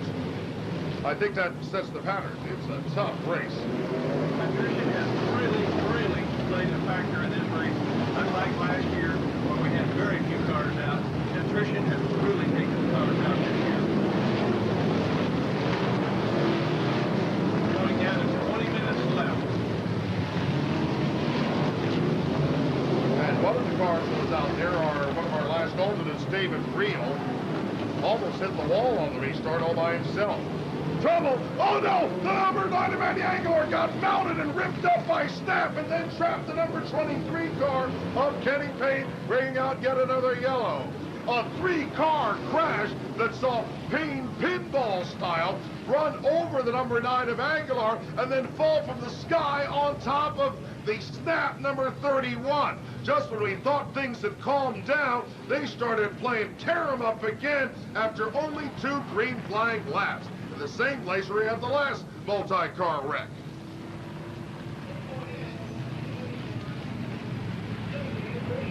Aguilar's okay, he's getting out of the car, but he is going to be leaving most of his machine behind. There goes the Snap number 31. Most of its bodywork is gone on the right side. He's trying to find enough room to get through the gate. He can't see the car, the bodywork's up in his windshield area, and he can't see how to get even through the gate. Yep. Here comes the wrecker, and again, no tire penalty because they're being measured inside of the tire. Oh, here comes Mr. Allen again, just in case we need more excitement. He's going to complete laps. Every lap he completes over someone who's sitting in the pit counts. His position is ever increasing up the lineup. And let's see now, as we look down our unofficial scoring, I'm trying to find out where Mr. Allen is. He's 22nd place. Hey, that's still money.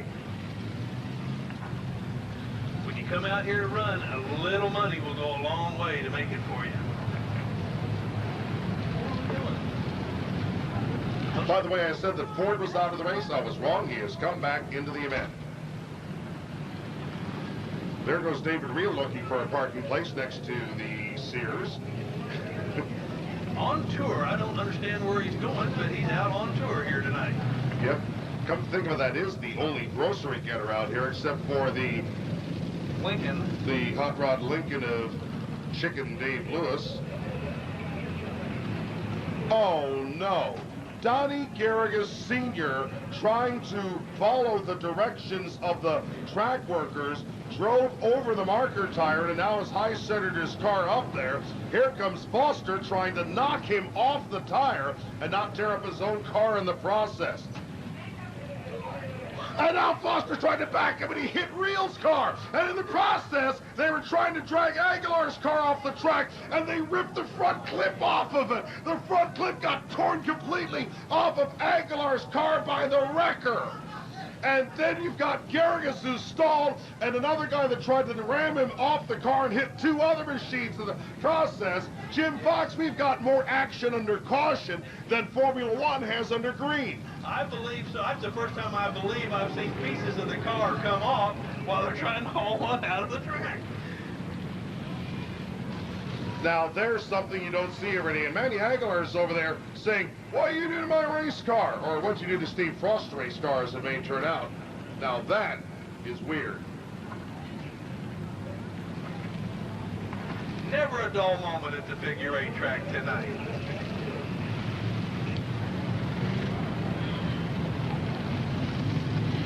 Okay, now they're going to try it all over again. They've torn the front clip off the car, and there's nowhere to tow it away, and so they're going to try to tear it off, tow it away with the only available area that's left, and that's the rear clip. In the meantime, the other last chance wrecker is trying to tow away the Garrigus car that ended up high-centered on the first turn marker tire. And through all of this, young Bruce Tunney is saying, okay, thank you very much. I'm not burning fuel. I'm not burning oil. I'm taking it nice and easy out here on a nice, warm, late summer evening. About ready to make $10,000, and every lap I don't have to run under green is a lap in which I can take it easy on the race car and stay in the lead, and gives the second and third place guys less chance to catch up to me. No, I don't think Bruce is looking at this one and laughing his way to the bank. Oh yeah, he's counting those dollars already. But on the other side of that double-edged sword, you've got Rodney Sizemore. Sees his chances of winning this slipping away, minute by minute, lap by lap. That time to make up those laps, he is down. This caution, these repeated cautions here have cost him dearly in this event tonight.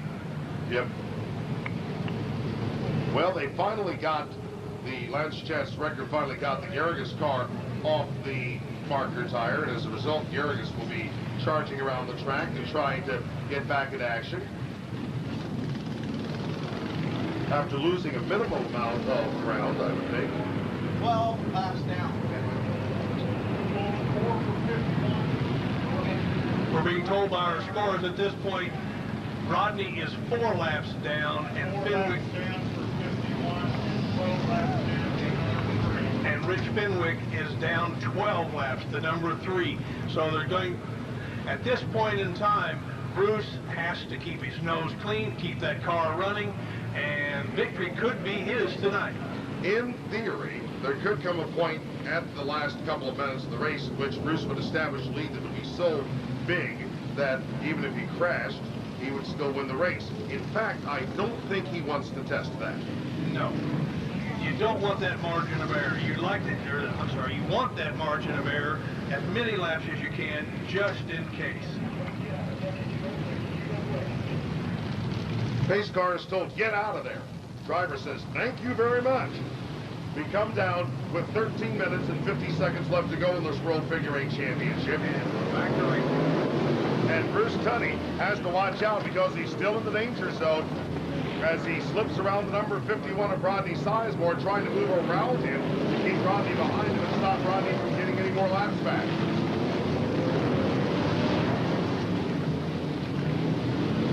Well, he has open track to work with, so Bruce is going to make every lap count. He's not going to give up margin. If something would happen, heaven forbid, every lap that he's placed, every minute he's clicked, makes it more and more closer to payday. And now Bruce Tunney's enemies list is shorter, but it still is around. His list of enemies are every other car on the track, whether or not they be the crossover or front of him or behind him. He's got to be aggressive, and he's got to be aware that the slightest bit of contact, like that little clip that he got from Rodney Sizemore coming out of the fourth turn, he can't afford any of those because each one could take him out of the event. Don Esling from Washington back onto the racetrack, and oh no, numbers 00 of Garrigus almost ran into Real over here on the oval straightaway where you're not supposed to run. Half a field away, and we still almost have a collision. That's like going to the Indianapolis Motor Speedway and being wrecked out on Georgetown Road. The grocery getter was at Kroger's and almost got hit in the parking lot almost. Yeah, now that's, to use the old phrase, there's something you don't see every day. Oh, Rodney Sizemore having all sorts of fun between Wright and the number 3 of Fenwick, and behind the number 9 of Hunter Baxter, racing in company of a former World Figure 8 champion and a former National Figure 8 champion, looking for some place to go and not finding a particularly good place to go one way or the other. Less than a dozen minutes left. Bruce right now is thinking win, but every little noise, that little red light's starting to bother him now, I guarantee you, Kevin. Again, with a 4-lap advantage, we've been told that he is 4 laps up on the rest of the field. That would mean, since you're running about 20 seconds lap now, that at 1 minute to go, in theory, he would have the race clinched. In theory. Oh, that's a painful statement when you think about all the drivers tonight that have had the race won in theory and are currently licking their wounds and loading up their cars, looking at thousands of dollars of wrecked sheet metal. And Allen got into the number 59 in prime just to emphasize the point of what can happen in this race in theory. In theory, you can wreck at any time. These gentlemen, 3 hours of racing, and every one of them is still charging that crossover. The competitive nature is showing up tonight. And number 52 of Miller almost got a little too competitive as he had Prime and Eslick and several others coming at him. Now where's Tunney? He's trying to take it easy behind Allen and Scott Martin. Gets around Allen. Scott Martin almost clipped the Foster car, and that would have caught Tunney right in the middle. Almost 10 minutes left to go. Every minute brings Tunney closer to his first ever world championship. Every minute brings 60 seconds of nerve-wracking intensity among it. Because while Tunney has himself a big lead, he realizes that the bad thing that happened at the beginning of the race could happen to him at the end of the race. So what? If there are about 45 destroyed cars back in the pit area, wrecked motors, burned up, sliced to bits, shredded, but those cars are out. What Tunney's got to worry about are the ones that are still running that can take him out at any moment. There's the crossover. He's looking to try to get her through that gap. He's through it, but now he's behind Kevin Ford. He wants to go to the inside of Ford. Will Ford give him any racing room? He did. Now what about the crossover he can get through now? Oh no, there's Allen. I might run into Allen on the next lap. 9.5 minutes left to go. Can I keep my whip? There are still cars out there. Let's Doug race. Don't up, Doug. Don't hit me. He didn't. Now he goes through the second corner. There's that damn light. Go out, light. I don't want to see you. Comes out of the second corner. There's Mike St. John. Don't be there when it comes to the crossover, Mike. You can just hear the nervousness time and time again. I want to survive. I want to live. I want to win the world championship. Just come on, last. Come on, last. You can just hear that going on. He's patting that car. He's becoming very, very friendly with that car right now. It's his sled to fame. But he's still got to survive. 8 minutes and 51 seconds left to go in the World Figure 8 Championship. Tunney's got the advantage. He has to watch at the intersection for Leonard Basham, and he got too close for comfort. Now Tunney works to the second turn. Where's the second place, number 51? He is about straightaway behind Tunney, and almost acting like he's trying to catch back up on Bruce. Tunney now has 8.5 minutes left to go. A car is spun out of the second corner, coming out of the smoke. It's the Eslick number 49 from Washington. He gets restarted. He was over there in close proximity to the number 59 in Pride. Then he goes to the intersection behind the number 00 of Garrigus Sr. and Miller in the number 52. Traffic is still playing a part of this race. Now, you might think with only 15 cars or so left to race against, you don't have to worry about it anymore. These 15 cars are scattered all over the track and almost splattered all over the track, as we saw Ford find the tiny gap in the intersection to the point you can't rest.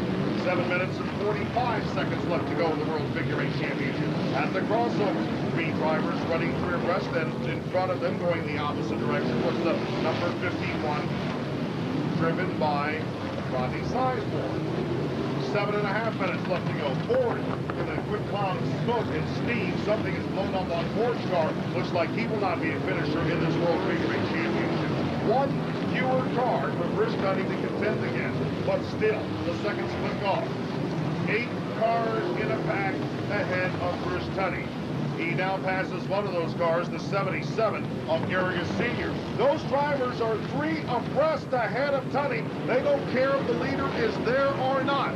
Can he pick his way through them? He passes Miller. He tries to go to the outside of Allen and gets there just before Allen trips up into what had been Tunney's path. 6 minutes and 53 seconds left to go in the World Figure 8 Championship. At the crossover, Fenwick and the number 9 of Leonard Basham slip on through. moving our focus back in the pack. Fenwick is still fighting position. He doesn't know how many laps. He's got 12 laps. He doesn't know where Basham is at this point, I'm sure. He doesn't want Basham to pass him. He does not know his status. And Basham at the intersection almost ran into the number 77 of Garrigus Jr. At the crossover, Allen almost drifted into the path of Mike St. John. And St. John goes wide in 3 as the number 9 of Basham and the number 51 of Sizemore almost run into each other. St. John goes high to avoid the leading car of Tunney. Now Scott Martin goes high and lets Tunney have all the racing through. He was on the low side. 6 minutes to go. Mark, 6 minutes to go. Tunney wonders, will it ever end? I've won the World Championship. My crew's fixed my car faster. I've got the fastest machine out here. Well, come on, clock, roll. You're not running fast enough, clock. Go faster, go faster. And the clock sits there, takes it easy, and said, Tunney, you're just going to have to suffer, son, like everybody else. The pressure's there. He's listening to the noises. Counting that fuel. He's thinking how much fuel they've got. How many laps has he got with that fuel? The tires he put on fresh a while ago are paying off. Tunney now moves around the number 00 of Garrigus Sr. and closes up on the number 33 of Doug Craig and Anderson in 42. Our reckoning has Anderson in 4th place next to the front for the guy in Louisville who was running at the Louisville Motor Speedway last night. Here comes the 52 of Miller on the track right in front of the leader. Oh no, how many more things can go wrong? Tunney thinks as he cuts underneath Miller and Doug Craig. Less than 5 minutes to go in the World Figure 8 Championship. The pressure has not eased on the leader one bit as he comes up on the 4th place. Anderson missing bodywork from an earlier confrontation. Anderson almost comes down on top of Tunney. At the intersection, have to watch out for Allen as Tunney and the car of Anderson almost come together in turn number 1. Anderson does not let Tunney go and almost hits him in that right rear tire. That could be costly. 4 minutes and 27 seconds left to go in the World Figure 8 Championship. Tunney's cleared for a moment. He had to hit the brakes to keep him running into Scott Martin. He almost got drilled by Anderson, who did not slow down at the same rate. And Tunney comes out of the second corner this time through a clear intersection. More slower cars ahead, even though the crossover for a moment is clear for Tunney in the car. Whoa, there's Allen and the number 9 of Basham and the number 51 of Sizemore almost plastering all over each other in the crossover. Cars are slowing down ahead of Tunney. He's going to go 4 wide around these cars and manages to survive. Now Tunney comes to the inside of Allen with 3 minutes and 47 seconds left to go. He's behind the car of Wright. Does not decide to pass Wright until he gets to the corner. Wright goes wide. That's the only conservative move we've seen Tunney make so far tonight. Yes, it is. It's very late in the race. He knows it's getting close. He has to stay together. That was thinking rather than aggressive. You come up on that slower traffic like that, making a zig when you wanted to zag, and there's been a flat tire. It's still not close enough to the end of the race to go to the pits with a flat. Tunney behind Snap. Remember how Snap's car got a car falling on top of it in the middle of the track in turn number 1. Snap is back underway. They've managed to get all the bodywork fixed on that machine. 3 minutes to go in the World Figure 8 Championship. Endless minutes of torture for Bruce Tunney, trying to win the World Figure 8 Championship for the first time after years of disappointment. Years ago, Bruce and Bill have been in these circumstances like going down to the line. It was a couple of years ago that Bruce ran out of fuel with only a couple of circuits left to go, giving the victory to Dawsey. Now, with 2 minutes and 35 seconds left to go in the World Championship, Tunney appears to have no objects ahead of him except for the other cars. And now he's coming up on more machines that are slower than him, and just about everybody's been slower than Tunney in this World Figure 8 Championship with 2 minutes and 20 seconds left to go. In theory, Tunney might have it won in a minute or so, regardless of what happens to the rest of the field. But in fact, Tunney cannot take that chance. 2 minutes and 10 seconds left to go in the World Figure 8 Championship. Comes underneath Garrigus, who's been on and off the hook several times. Moves up on right, and the number 9 of Basham, who also had to be towed out of the way. Tunney goes around right, coming out of the fourth corner. Fewer than 2 minutes left to go in this World Figure 8 Championship.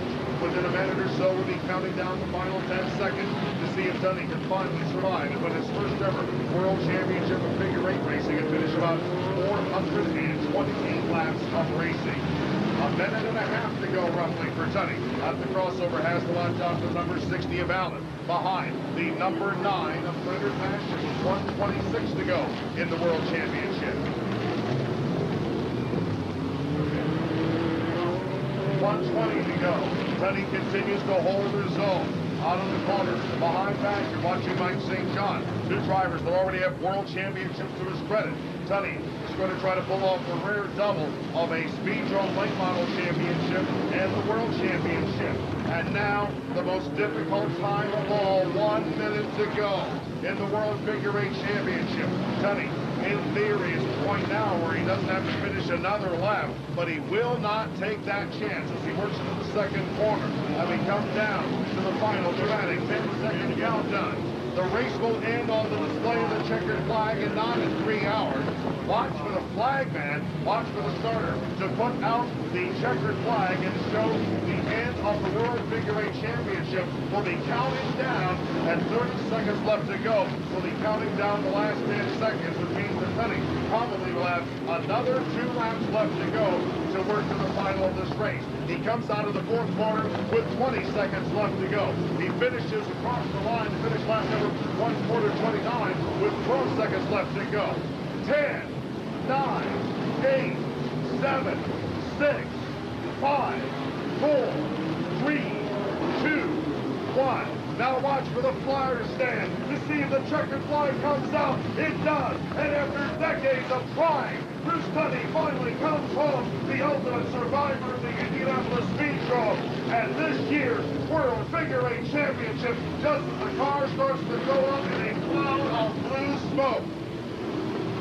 With that blue smoke that starts to display from the end of that car as he nails the throttle, it becomes pretty obvious that a now joyful Bruce Tunney was burning that motor down to the quick. That all of that red light that we saw from that car was an indication that it was burning oil, running out of oil pressure, and that Bruce Tunney got this race over just in time. There are so many brave gladiators who challenged the Indianapolis Speedrome this evening for the World Figure 8 Championship and did not win.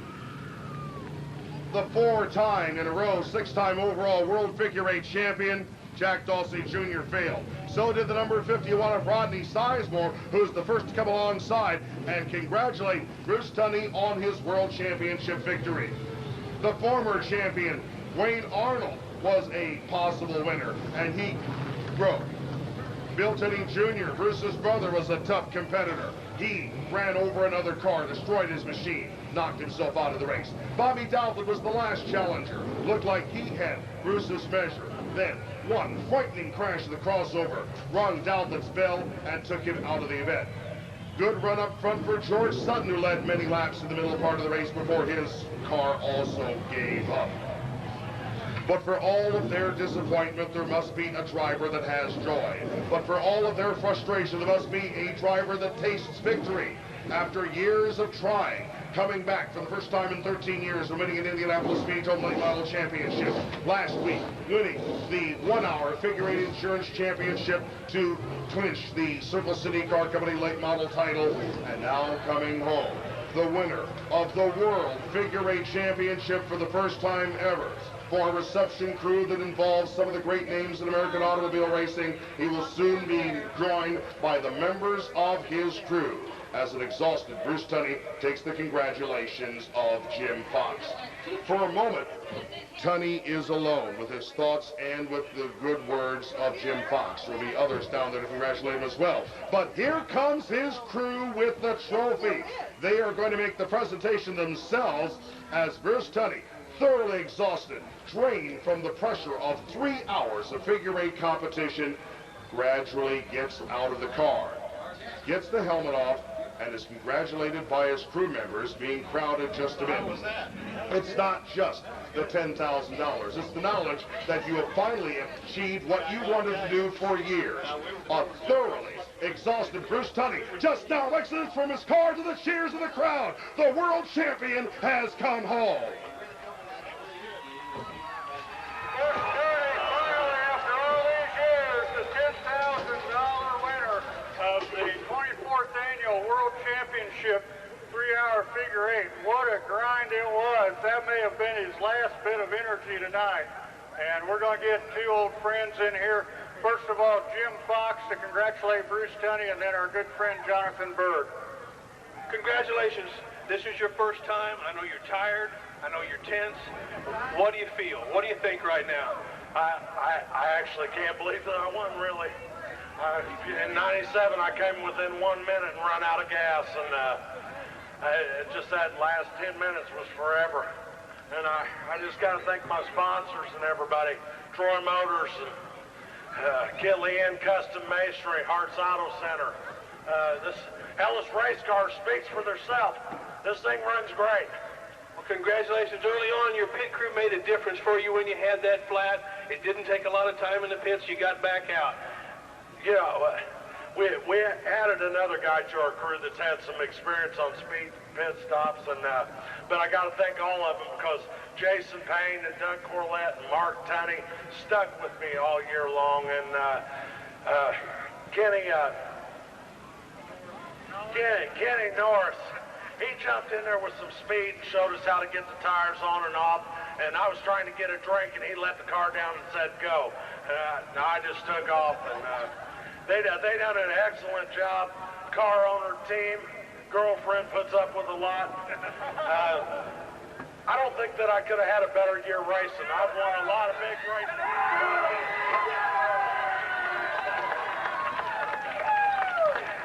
Congratulations again. I'll turn the mic over to Jonathan Bird. Bruce, congratulations. A year ago, you're sitting out because you got a back injury. You think about it, you build a race car, you come back. 9 wins this year in the regular season, a track championship, and now your 10th figure eight win this year is the 3-hour world championship. Can it get any better than this? I don't know. This has been a great year. I don't know what to say. I won the 1 hour, the 100 lapper. I think this is my 13th figure eight win this year, but Sorry, I got bad numbers. I think I've got 13 wins. Whether that's bad luck or not, it doesn't appear to be. No, I think $10,000 pretty much eliminates the bad luck part of that. I actually can't believe I won this thing finally. Well, I remember back when you were driving for me, I'd hoped you were going to win it then. That was a good thing to do. But I just got one question I got to find out. Are you planning on coming back next year for the 25th 3-hour to go for the 25,000, or is this it? Oh no, this is not it. You couldn't keep me from coming back here. All right, let's give it a hand. Our World 3-hour Endurance Championship, Bruce Tunney.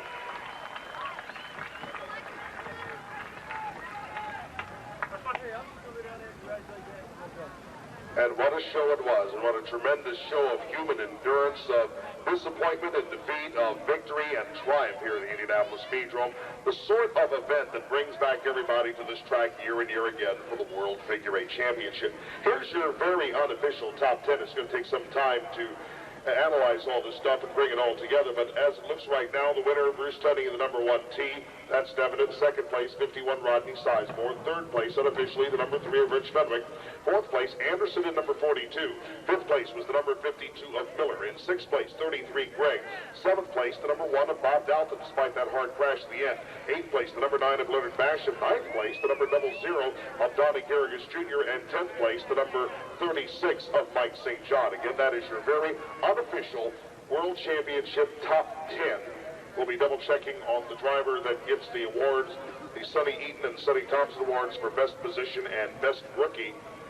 We'll be looking for the final official standings to come through before we announce those winners. Look for those winners to be announced in the next edition of the Indianapolis Speedrome Cookboard, and look for those winners also to be announced throughout the week between the next couple of days on the Indianapolis Speedrome's website at www.speedrome.com. The celebration will continue on into the night for Bruce Tunney after his first ever victory in this World Figure Eight Championship. And so will the action at the Indianapolis Speedrome. While this major event is now history, the racing schedule in this track is going to continue. The end of the World Championship by a long shot does not mean the end of racing at the Indianapolis Speedrome in the 2001 season. It will continue next weekend with a two-weekend show. Next Friday night, the Neymar's Midget Championship is scheduled to come to the Indianapolis Speedrome. Next Saturday night, Bruce Tunney and the other top competitors in the Speedrome's late model division will have a double challenge ahead. They'll be participating as team captains in the final Fling Team Championship Figure 8 race next Saturday night.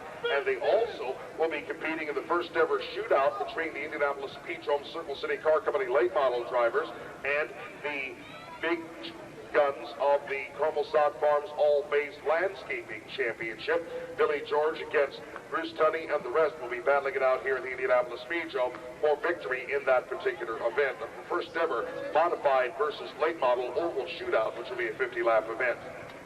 The following weekend, we're going to have extra late, extra money races for the stock class and for the road runners. The Hutchison Signs 100-lap Stock Oval Championship will be running on September 23rd, and on September 30th, you'll have the Casino Advantage Outlaw Stock Figure 8 race on September 30th.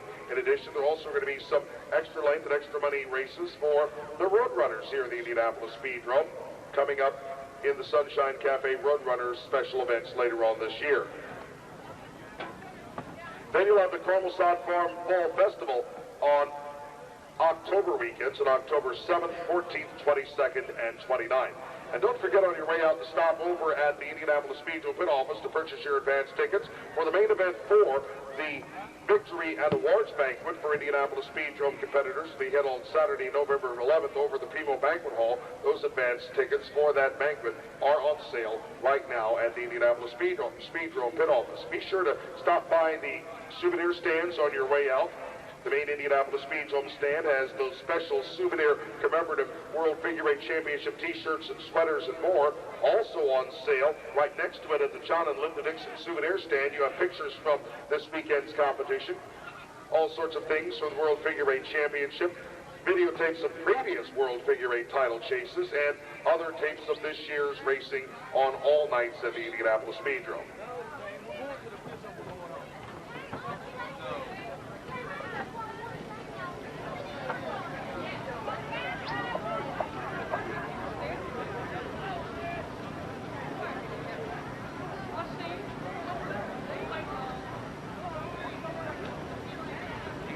Blotting it off. I don't know where he went. Oh, I got the keys. Yes, he did.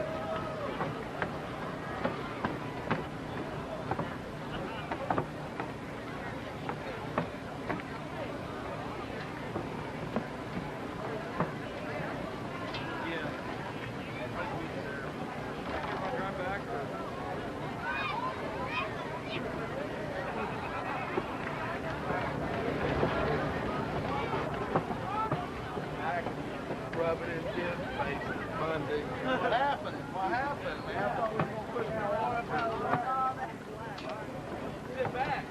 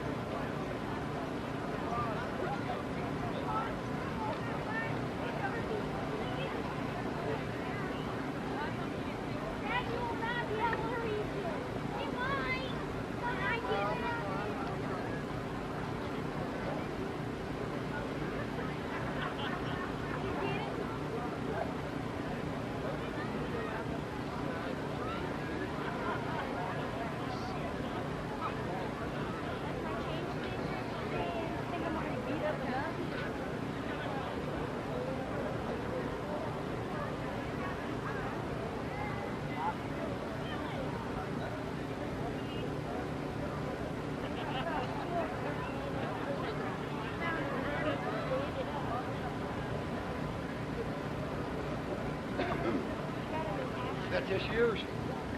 No. That's no. Right. Back down there.